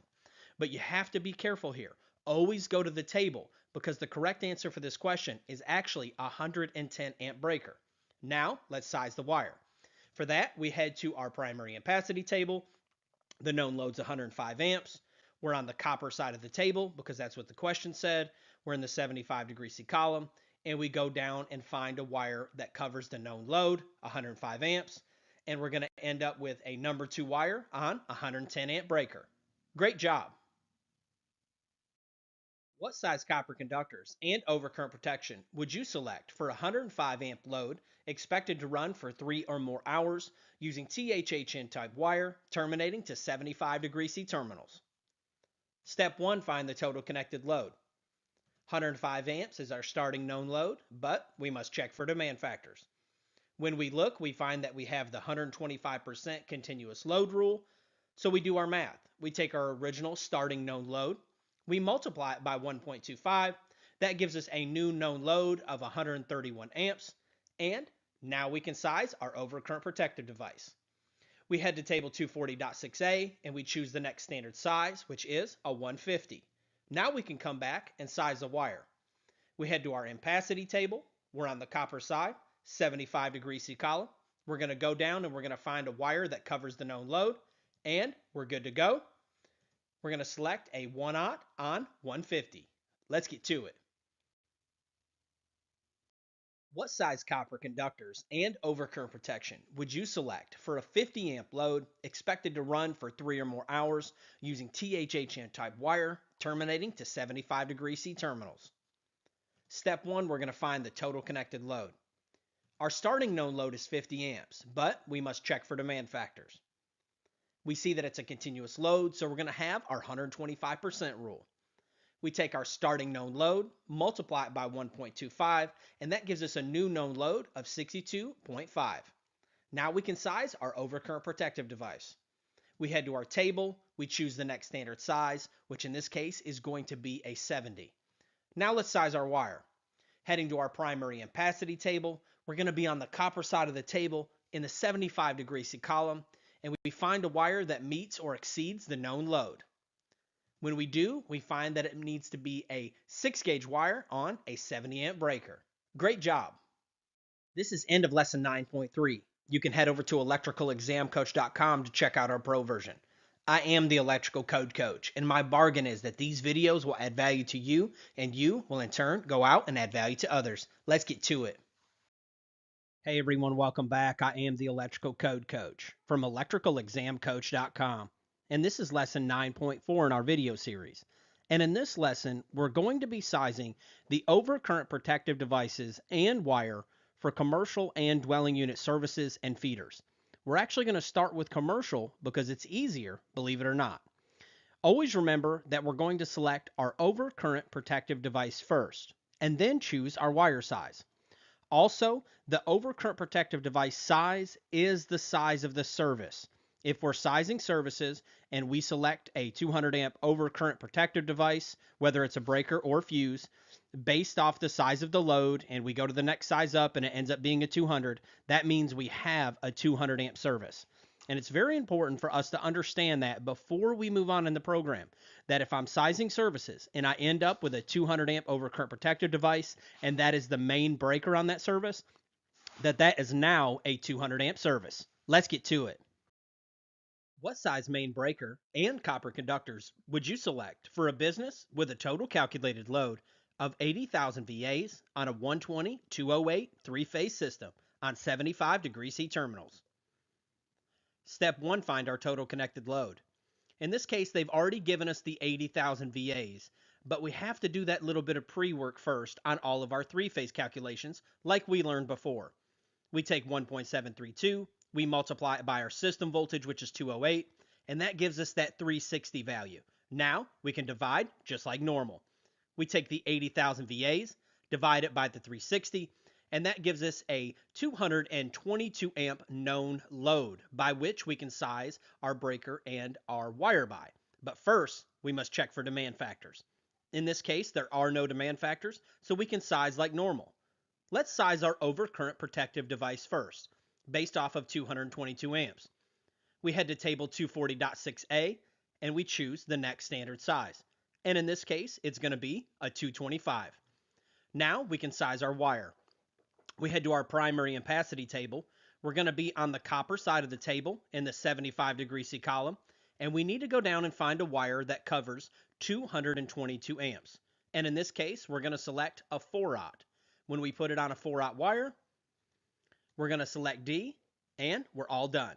That's why we chose to do commercial first, because it's going off of all the things that we previously built in these lessons with no additional rules. In a few moments, we're going to be on residential, and you'll find that there are a couple extra codes that we need to know about. Let's get to it. What size copper wire would you select for a service with a 125 amp main breaker and a total connected load of 118 amps on a commercial building with a 120/208 service on 75 degree C terminals? Step 1, we're going to find our total connected load. In this case, they give it to us. It's 118 amps, but we must check for demand factors. In this case, there are no demand factors, so we're going to carry on. Normally, we would size our overcurrent protective device, but if you notice in the question, they've already done that for us. So all we have to do is size our wire. We're going to head to our primary ampacity table and find a wire that is good for 118 amps. We go down, we slide down the 75-degree C column on the copper side, and we're going to find that we select a number 1. And in the testing center on the Electrical Exam Coach website, you'll have more variants of this and practice of this, but that's how easy it is with commercial. First size the breaker based off the known load, and then you're going to size the wire. It really is that simple. Now let's dive into residential and learn a few more codes. Now let's learn how to size dwelling unit services and feeders in between 1 and 400 amps. This applies to single-family dwelling units and the individual units of two-family and multifamily dwelling units. And it's affectionately called the 83% rule. The next few slides are very dense, so I want you to slow down, take your time, watch it as many times as you need, but I know that you can do it. Keep up the great work. Let's imagine that we have a dwelling, and the first thing we're going to do is find our total connected load. Let's imagine that it's 47,000 VAs on a 240 volt system. That gives us 195.83. We would round up to 196 and go size our main breaker. And the main breaker would be a 200. That's the next standard size. We now have a 200 amp service. Now the next step normally would be to size the wire at 196 amps, right? That's our known load. We can just follow our normal ampacity rules. Well, not with services that are in between 1 and 400 amps. And let me show you what I mean. Let's all head to page 800 if you're in the 17, this table if you're in the 20, and this table if you're in the 2023. This is technically called the 83% rule, but I'm not going to force you to do the longhand math. I'm going to take you to these tables that are in the NEC that are almost like a cheat sheet that makes this super easy to apply and understand. Let's get to it. Once we get to our table, we work all of our tables from top to bottom, left to right, using those headings to navigate the table. On the left-hand side, we're going to find the size of the service and feeder, and this is listed in amps. And you'll notice that it only goes to 400 because the rules that we're learning right now only apply to services and feeders that feed the entire dwelling in between 1 and 400 amps. And I've got a great graphic illustration in the next slide to show you when it does and does not apply. On the next column over, we're going to see the copper side if we decide to use copper, and then aluminum if you decide to use an aluminum. So what you do is size your service. You come down here. Let's imagine it's a 100 amp service and you want to use copper. You slide over and it tells you what size wire to use. It makes it super simple. Now let's put it to practice. Now let's find out when this rule does and does not apply. Let's imagine that we have a single family dwelling. We have the meter socket outside, we have the riser, and we have a back-to-back panel, kind of an old school setup. We have the wire going up the riser and the wire going inside. Technically, this is all service wire all the way to that main breaker, and the 83% rule does apply here, as long as it's in between 1 and 400 amps. Now let's imagine that we have a main breaker outside, we have the service riser, and we have a main sub panel inside. We have the riser wire and the wire going inside.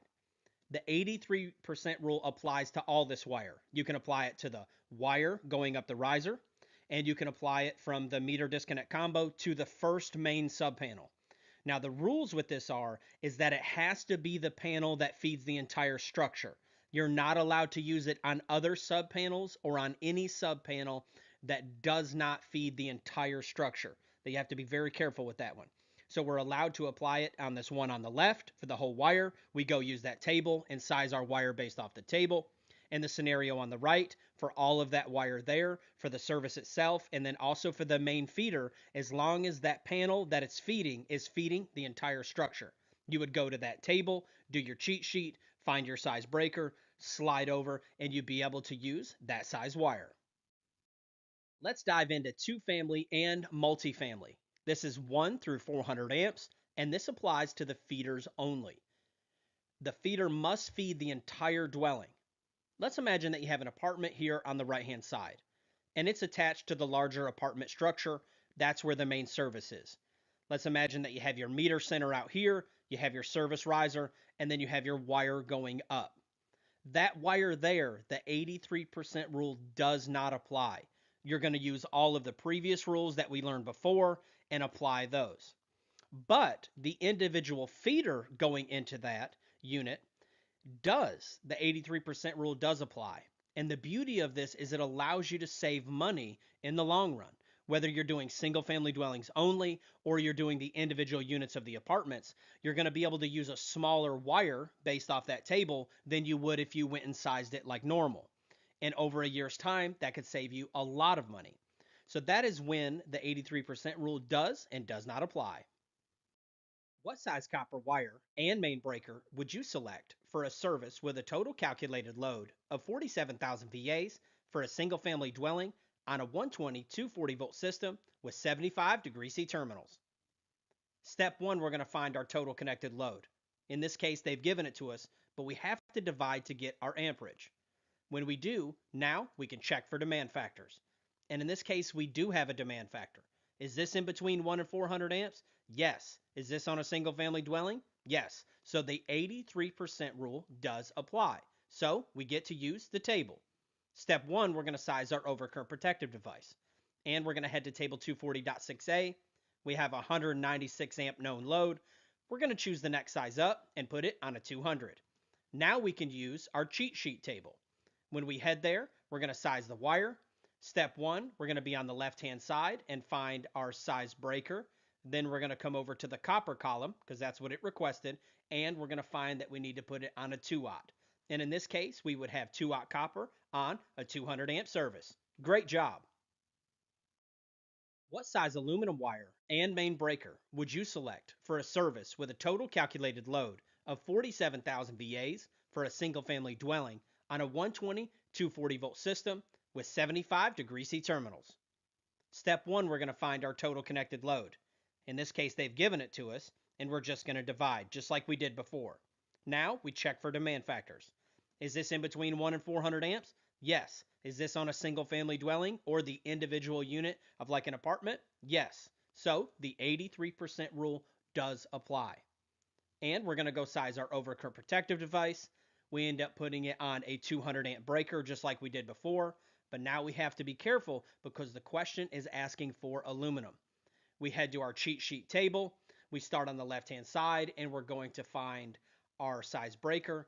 Then we have to slide all the way over to the aluminum column, and we're going to find out that it's a 4-aught aluminum. Great job.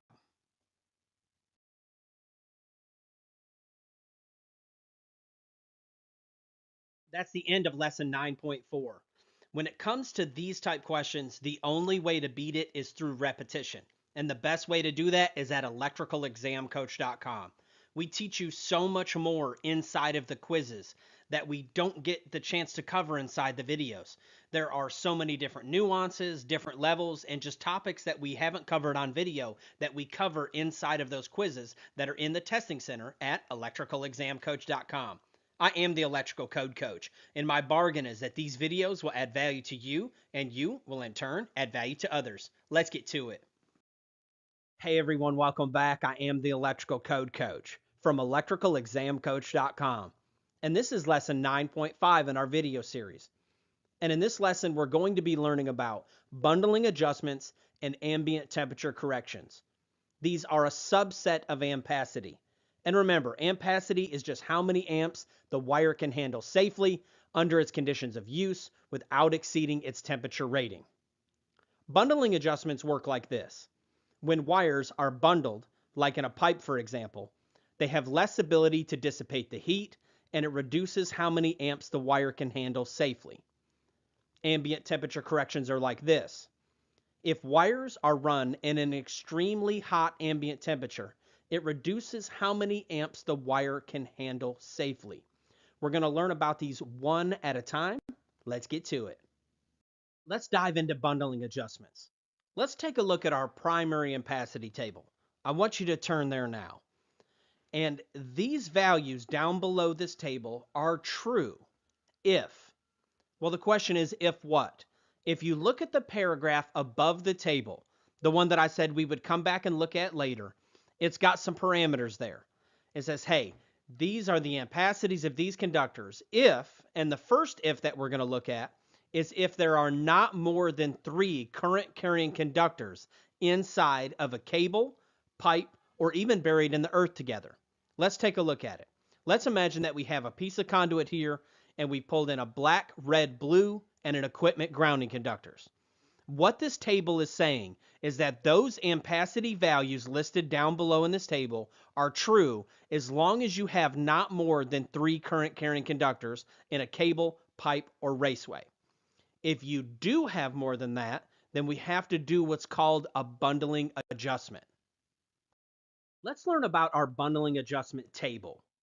Head to this respective table depending on your code cycle. When we get there, we're going to find that it's very easy to read. Reading all of our tables from top to bottom, left to right, we're going to start here on the left-hand side, and this is our number of current carrying conductors. Let's imagine we have this conduit, and we end up with 6 current carrying conductors. So we're going to slide down until we find our range, and we fall in the 4 to 6 range. Then we need to slide over and find our adjustment factor, which is just another demand factor, which is something you're very familiar with at this point in the program. Let's imagine we have a wire that's 50 amps. We take that 50 amp wire and we multiply it by 0.80, which was our demand factor. And we end up with a wire that is now only good for 40 amps. What they're saying is because the amount of wires inside of this pipe or cable, that the wire cannot dissipate the heat safely. So you have to reduce how many amps the wire can handle. So the new allowable ampacity of this wire is only 40 amps. Up until this point, we've had all hot conductors inside of our conduit. But what happens if we add in a neutral? Is it considered a current carrying conductor? What about grounding conductors? Are they considered current carrying conductors? Well, let's learn how to count conductors now. Now let's learn about current carrying conductor counting, because we're only going to be counting the current carrying conductors. You may get a question on your exam that gives you the number of conductors. That's easy. You're going to go to the tables and do the math. But you may get a question on your exam that asks you in a scenario of wires, how many of them are current carrying conductors? The first one's easy. All ungrounded conductors. All of the hots are going to be considered current carrying conductors under normal circumstances. The second one is the neutral of a line to neutral load. Meaning if we have a light bulb and it draws 1 amp on a 120 volt circuit, there's going to be 1 amp going in on the hot and there's going to be 1 amp flowing back on the neutral. So it is as well a current carrying conductor. Same thing with a 3-phase 4-wire neutral. We're not going to be dinking around trying to calculate the unbalanced load. We're just going to count it as a current carrying conductor. Then the 3-phase nonlinear neutral load. Nonlinear loads come from large fluorescent lighting or from large computer data centers. You're going to count its neutral as well. Grounding conductors, no, they do not count, and that's one of the easiest ones. You don't have to count those as a current carrying conductor. If we have no adjustment will be made if we have nipples that are 24 inches or less. Let's imagine we have a panel over here on the right-hand side. We put a panel on the left side. We want to run a short nipple that's 24 inches or less. This does not count in our bundling adjustment. Now let's talk about choosing from the right column. And this is the last step before we're actually able to start doing questions. Up until this point, we've always chosen, most of the time, from the 75° C column. Now there'll be times that we choose from the 60, and this is where we start choosing from the 90. 99% of the time, you're going to choose from the 90 anytime that you're doing bundling adjustments or temperature corrections. We're going to choose from that 90° C column. We're getting ready to do practice questions, and you'll understand that more fully as we proceed. What is the allowable ampacity of a number 4 copper conductor with 9 current carrying conductors in a piece of 1-inch EMT?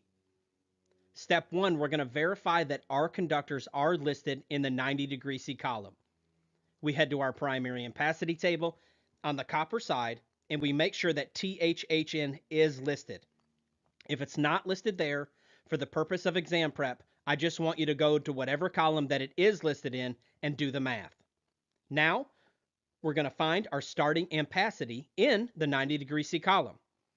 We head to our primary ampacity table. It's wanting a number 4 conductor, so we start on the left-hand side. We're going to come over and we're going to tee off with the 90-degree C column, and we're going to find out that it is 95 amps. That's our starting ampacity. Now, we must check for demand factors. Are there more than 3 current carrying conductors? There are, so we must apply the demand factor. We're going to head to either table depending on what code cycle you're in. It is our bundling adjustment factor table. And when we get there, we're going to start on the left-hand side. We come down and find our number of current carrying conductors. Then we cross over and find our demand factor. Now we can get to work. We take our starting ampacity, we multiply it by the demand factor, and that gives us a new allowable ampacity of 66.5 amps. A wire that was once good for 95 amps, because of it being bundled in this pipe, is now only good for 66.5, and we select A. Great job! What is the allowable ampacity of a 1-aught XHHW copper conductor with 13 current carrying conductors in a piece of 2-inch RMC? Step 1, we're going to verify that our conductors are listed in the 90-degree C column. When we head there, we find that XHHW is listed, so we're going to find our starting ampacity. We head to our primary ampacity table. We're on the copper side. We start until we find 1-aught on the left, then we cross all the way over to the 90, and we find that it's 170 amps. Now, we check for demand factors. Are there more than 3 current carrying conductors? There are, so we must apply the adjustment factors that are listed in these tables. We go to our adjustment factor table. We're going to start on the left-hand side and find our number of current carrying conductors. Then we cross over and find that it's 50%. We take that and do our math. We take our starting ampacity multiplied by the bundling adjustment factor. Then we're going to have a new reduced ampacity of 85 amps. Great job! What is the allowable ampacity of a number 6 THHN aluminum conductor with 6 current carrying conductors in a piece of 3/4-inch EMT? Step 1, we're going to verify that our conductors are listed in the 90-degree C column. We head there now, but we're on the aluminum side because the question requested aluminum conductors, and we find that THHN is there. Now we find our starting ampacity in the 90-degree C column. We head to our primary ampacity table on the aluminum side, and we slide down until we find a number 6. Then we're going to come over and we're going to cross over and find that our starting ampacity is 55 amps. But we must check for demand factors. Are there more than 3 current carrying conductors? There sure are. So we're going to head to our bundling adjustment factor table. When we get there, we're going to find our range of conductors. Then we're going to cross over to the demand factor. Now, let's just do the math. We take our starting ampacity multiplied by 0.80, and that gives us a new reduced allowable ampacity of 44 amps. Let's get to it. That's the end of lesson 9.5. I want to let you know that you're doing a great job. Keep up the good work. Keep grinding. If you need anything from me, whether it's mentoring, coaching, or any way that I can help you in life or business, you can always just email me at electricalcodecoach@gmail.com or shoot me a call or a text at 423-895-3247. If you don't get me, leave a voicemail and shoot a text. I am the Electrical Code Coach, and my bargain is that these videos will add value to you, and you will in turn add value to others. Let's get to it. Hey everyone, welcome back. I am the Electrical Code Coach from electricalexamcoach.com, and this is lesson 9.6 in our video series. In our previous lesson, we learned all about bundling adjustments and how to derate them when wires are bundled inside of a pipe, cable, or raceway.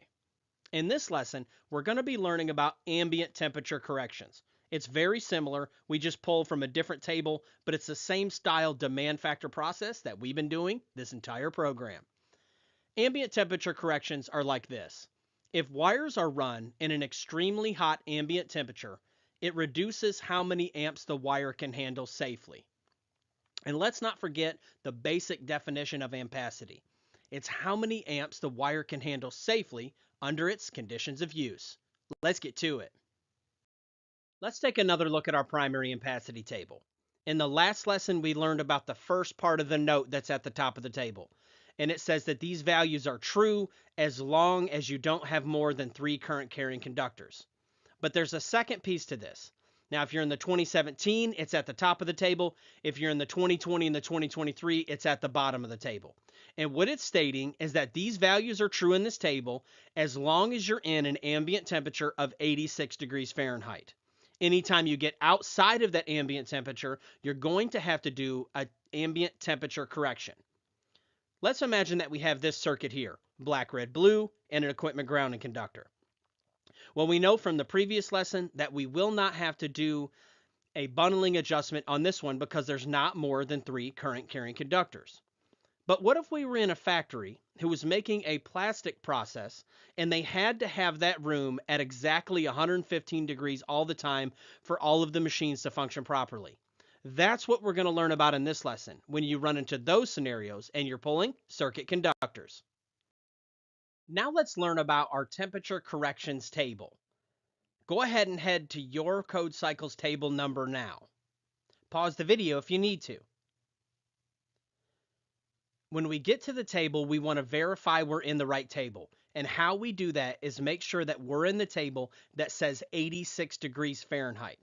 We do not want to be in the table that says 104 degrees Fahrenheit. The table looks identical, but it'll have all the wrong numbers that you need. So you want to make sure that you're in the table that says 86 degrees Fahrenheit. Then if you're able to in your state, I want you to highlight that table. Just highlight the title of it. So when you're flipping through and doing these questions, you're going to know that you're in the right table and you don't have to second guess yourself. Once we know that we're in the right table, let's break down the table. On the left-hand side, we're going to find our column in Celsius. And that's if your actual ambient temperature is in degrees Celsius. You would start on the left-hand side, find the degrees in Celsius, and then finish the process that we're getting ready to learn. Across the top, you'll see a 60, 75, and 90 degree C column. And those correspond with the 60, 75, and 90 degree C columns of our starting ampacity table. Then on the right-hand side, you'll notice degrees Fahrenheit. And that's if your ambient temperature is listed in degrees Fahrenheit. Let me give you an example.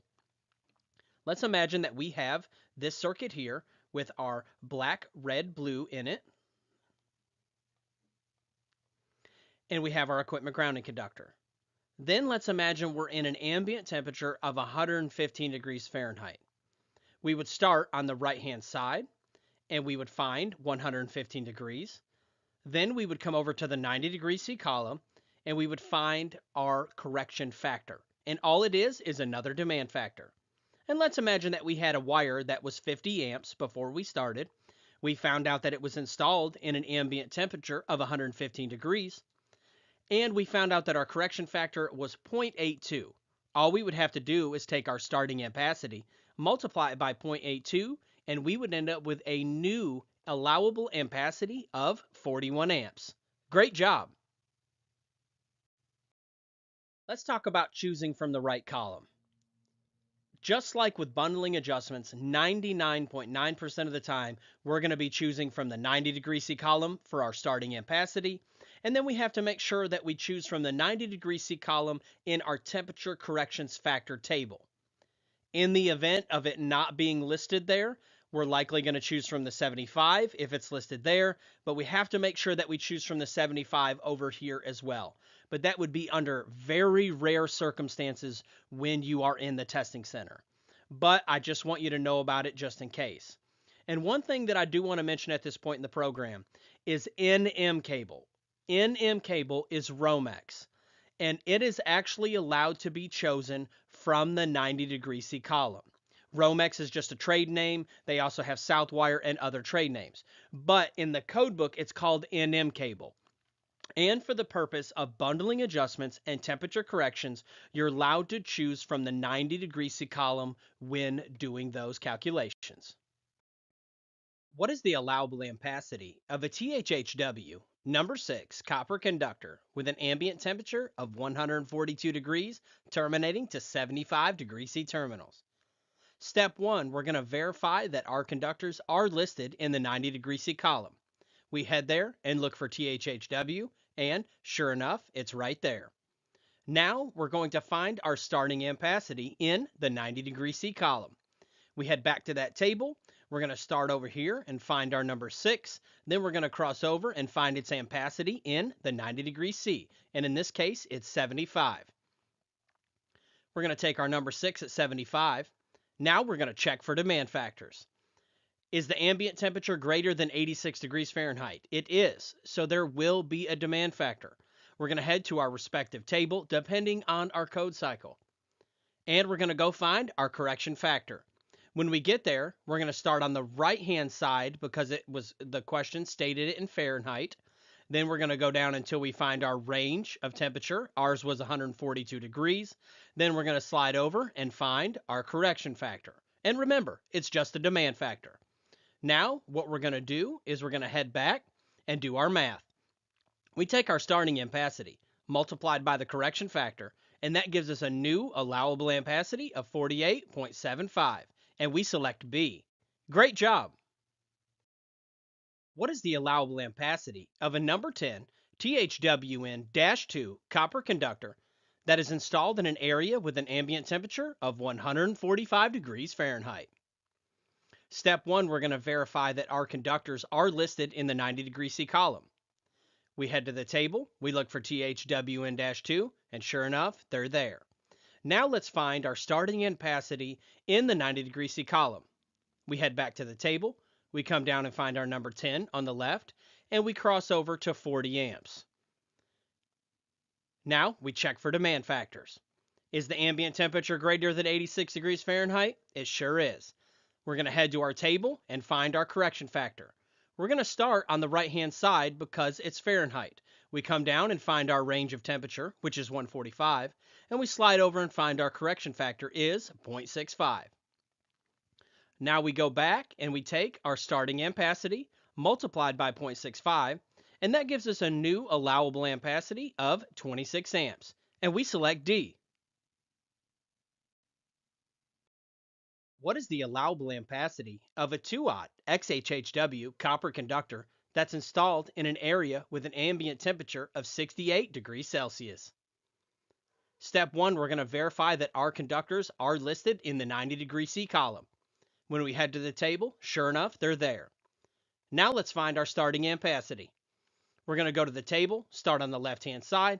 We're going to find 2-aught copper, then we're going to cross over and find 195 amps. Now we check for demand factors.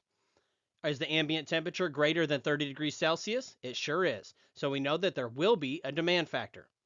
We head to our correction factor table, and in this time we're going to start on the left-hand side because it was listed in degrees Celsius.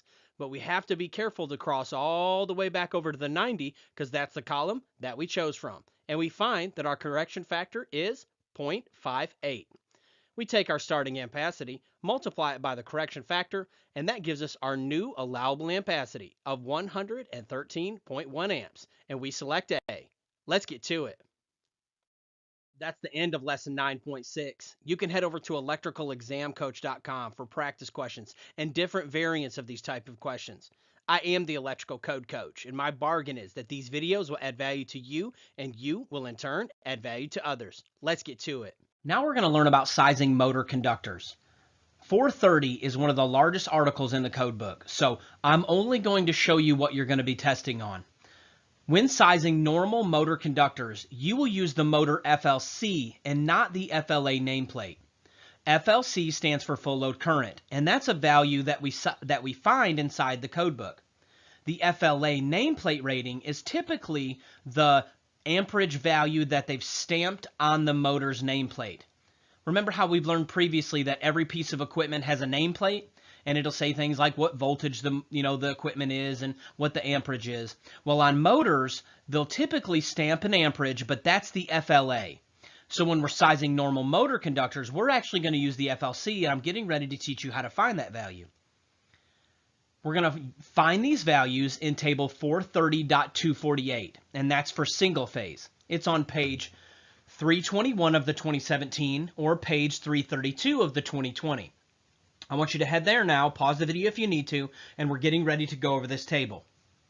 I'll give you a little hint. If you are able to tab your code book, there is a motor FLC tab that will take you right there. So the first thing that we do when we get to this table is we read the black bold heading. It says full load current in amperes for single phase alternating current motors. Great. I feel like we're in the right table. I would go ahead and take a moment, and if you can, and highlight that right there where it says full load current, and then highlight the word single phase. Okay? Highlight the word full load current and single phase. Now, continuing to read the table from top to bottom, left to right, using the black bold headings to navigate the table, we're going to start on the left-hand side. And if you notice there, you have your horsepower. That's going to be whatever the horsepower of the motor is. Now, across the top, all of those black bold headings are respective voltages. Okay? So, what you do is you go to your horsepower, and then you come over and you tee off with whatever voltage your motor or your question states. Okay?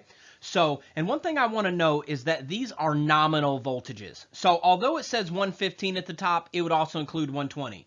Although all the way at the end, it says 230 volts across the top of the black bold headings, you could still count 240 in that. These are nominal voltages. Another tip I want to give you is that even if the motor is a single phase motor, but your question states 208 volts, you use whatever column your question states. Don't try to use reasoning and say, well, 208 is only three-phase. Whatever your question states, just do it that way. Now let's all head to table 430.250. That's for our three-phase motors. It's on page 322 of the 2017 and on page 333 of the 2020. And when we get there, it's going to be very similar. We always read the black bold heading. It says full load current for three-phase motors. I want you to highlight full load current and three-phase motors if you're allowed to highlight in your state.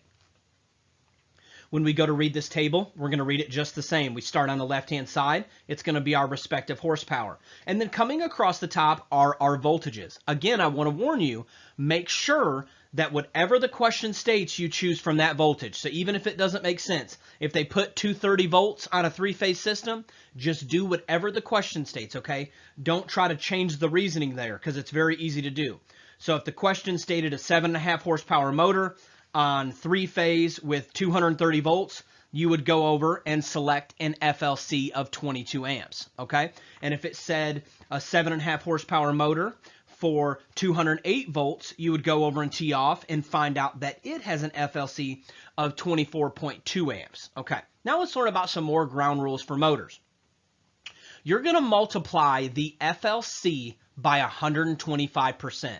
Okay, they consider motors continuous duty.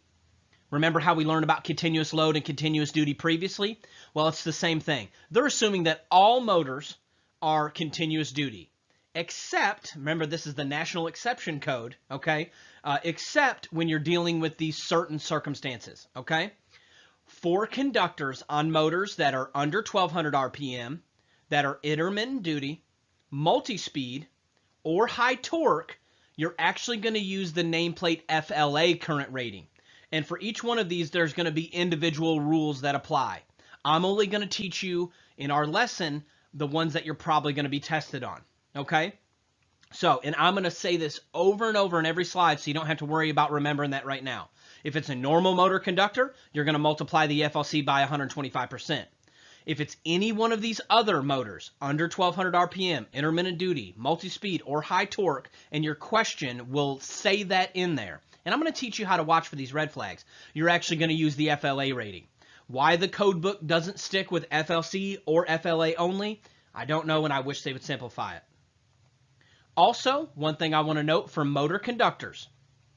Remember in the ampacity lesson, we learned that 14 gauge wire can only go on a 15 amp breaker, 12 gauge wire can only go on a 20 amp breaker, and 10 gauge wire can only go on a 30 amp breaker?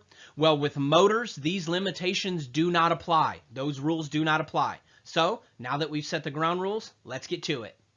What size copper conductors would you select for a 3 horsepower, 208 volt, 3-phase motor that has an FLA nameplate rating of 9 amps terminating to 75 degree C terminals?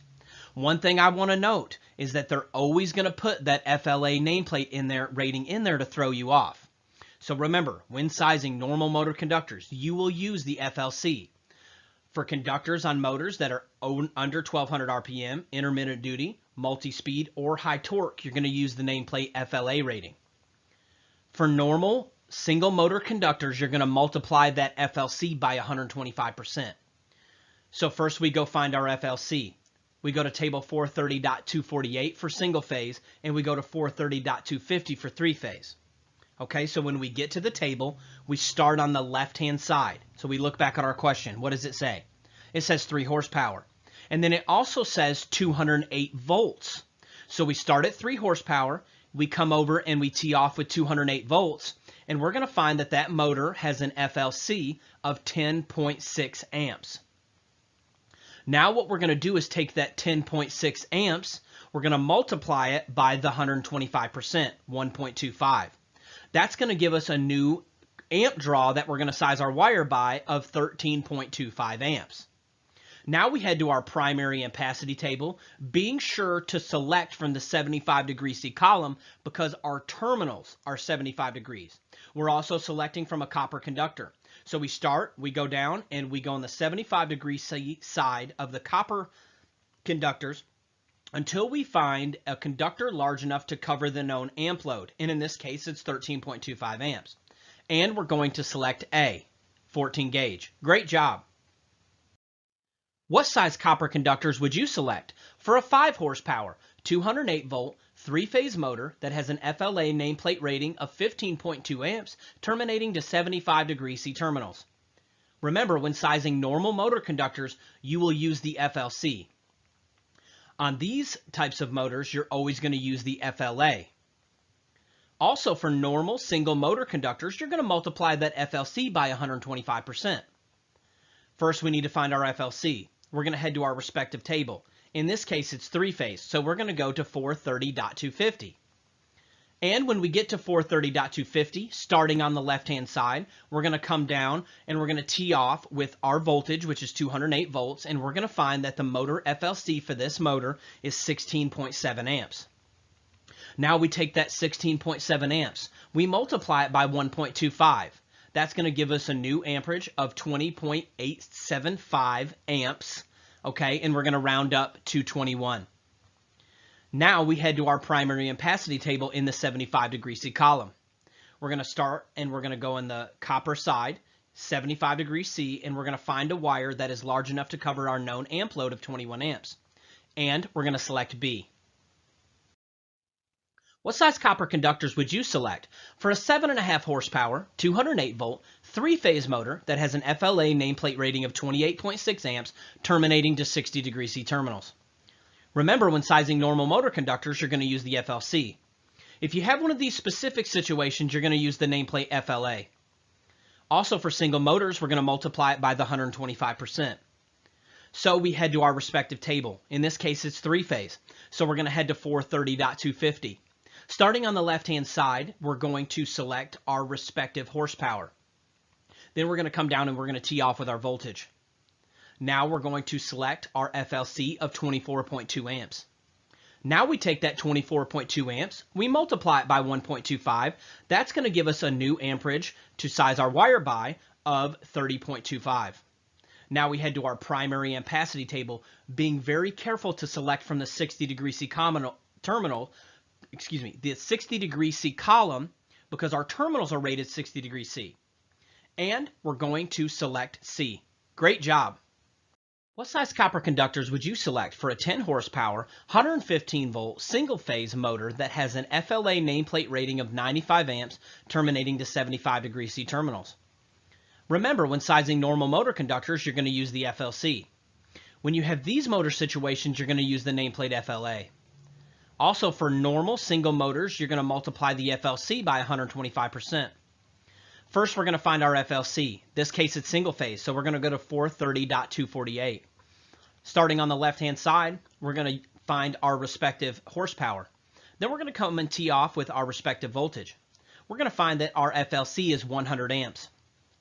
Now we're going to take that 100 amps and we're going to multiply it by 125%. That's going to give us 125 amps. Now we head to our primary ampacity table in the 75 degree C column. In the copper side, we're going to go down and we're going to select a wire that will cover our known amp draw, in this case 125 amps. And we're going to select D. Great job. What size copper conductors would you select for a 10 horsepower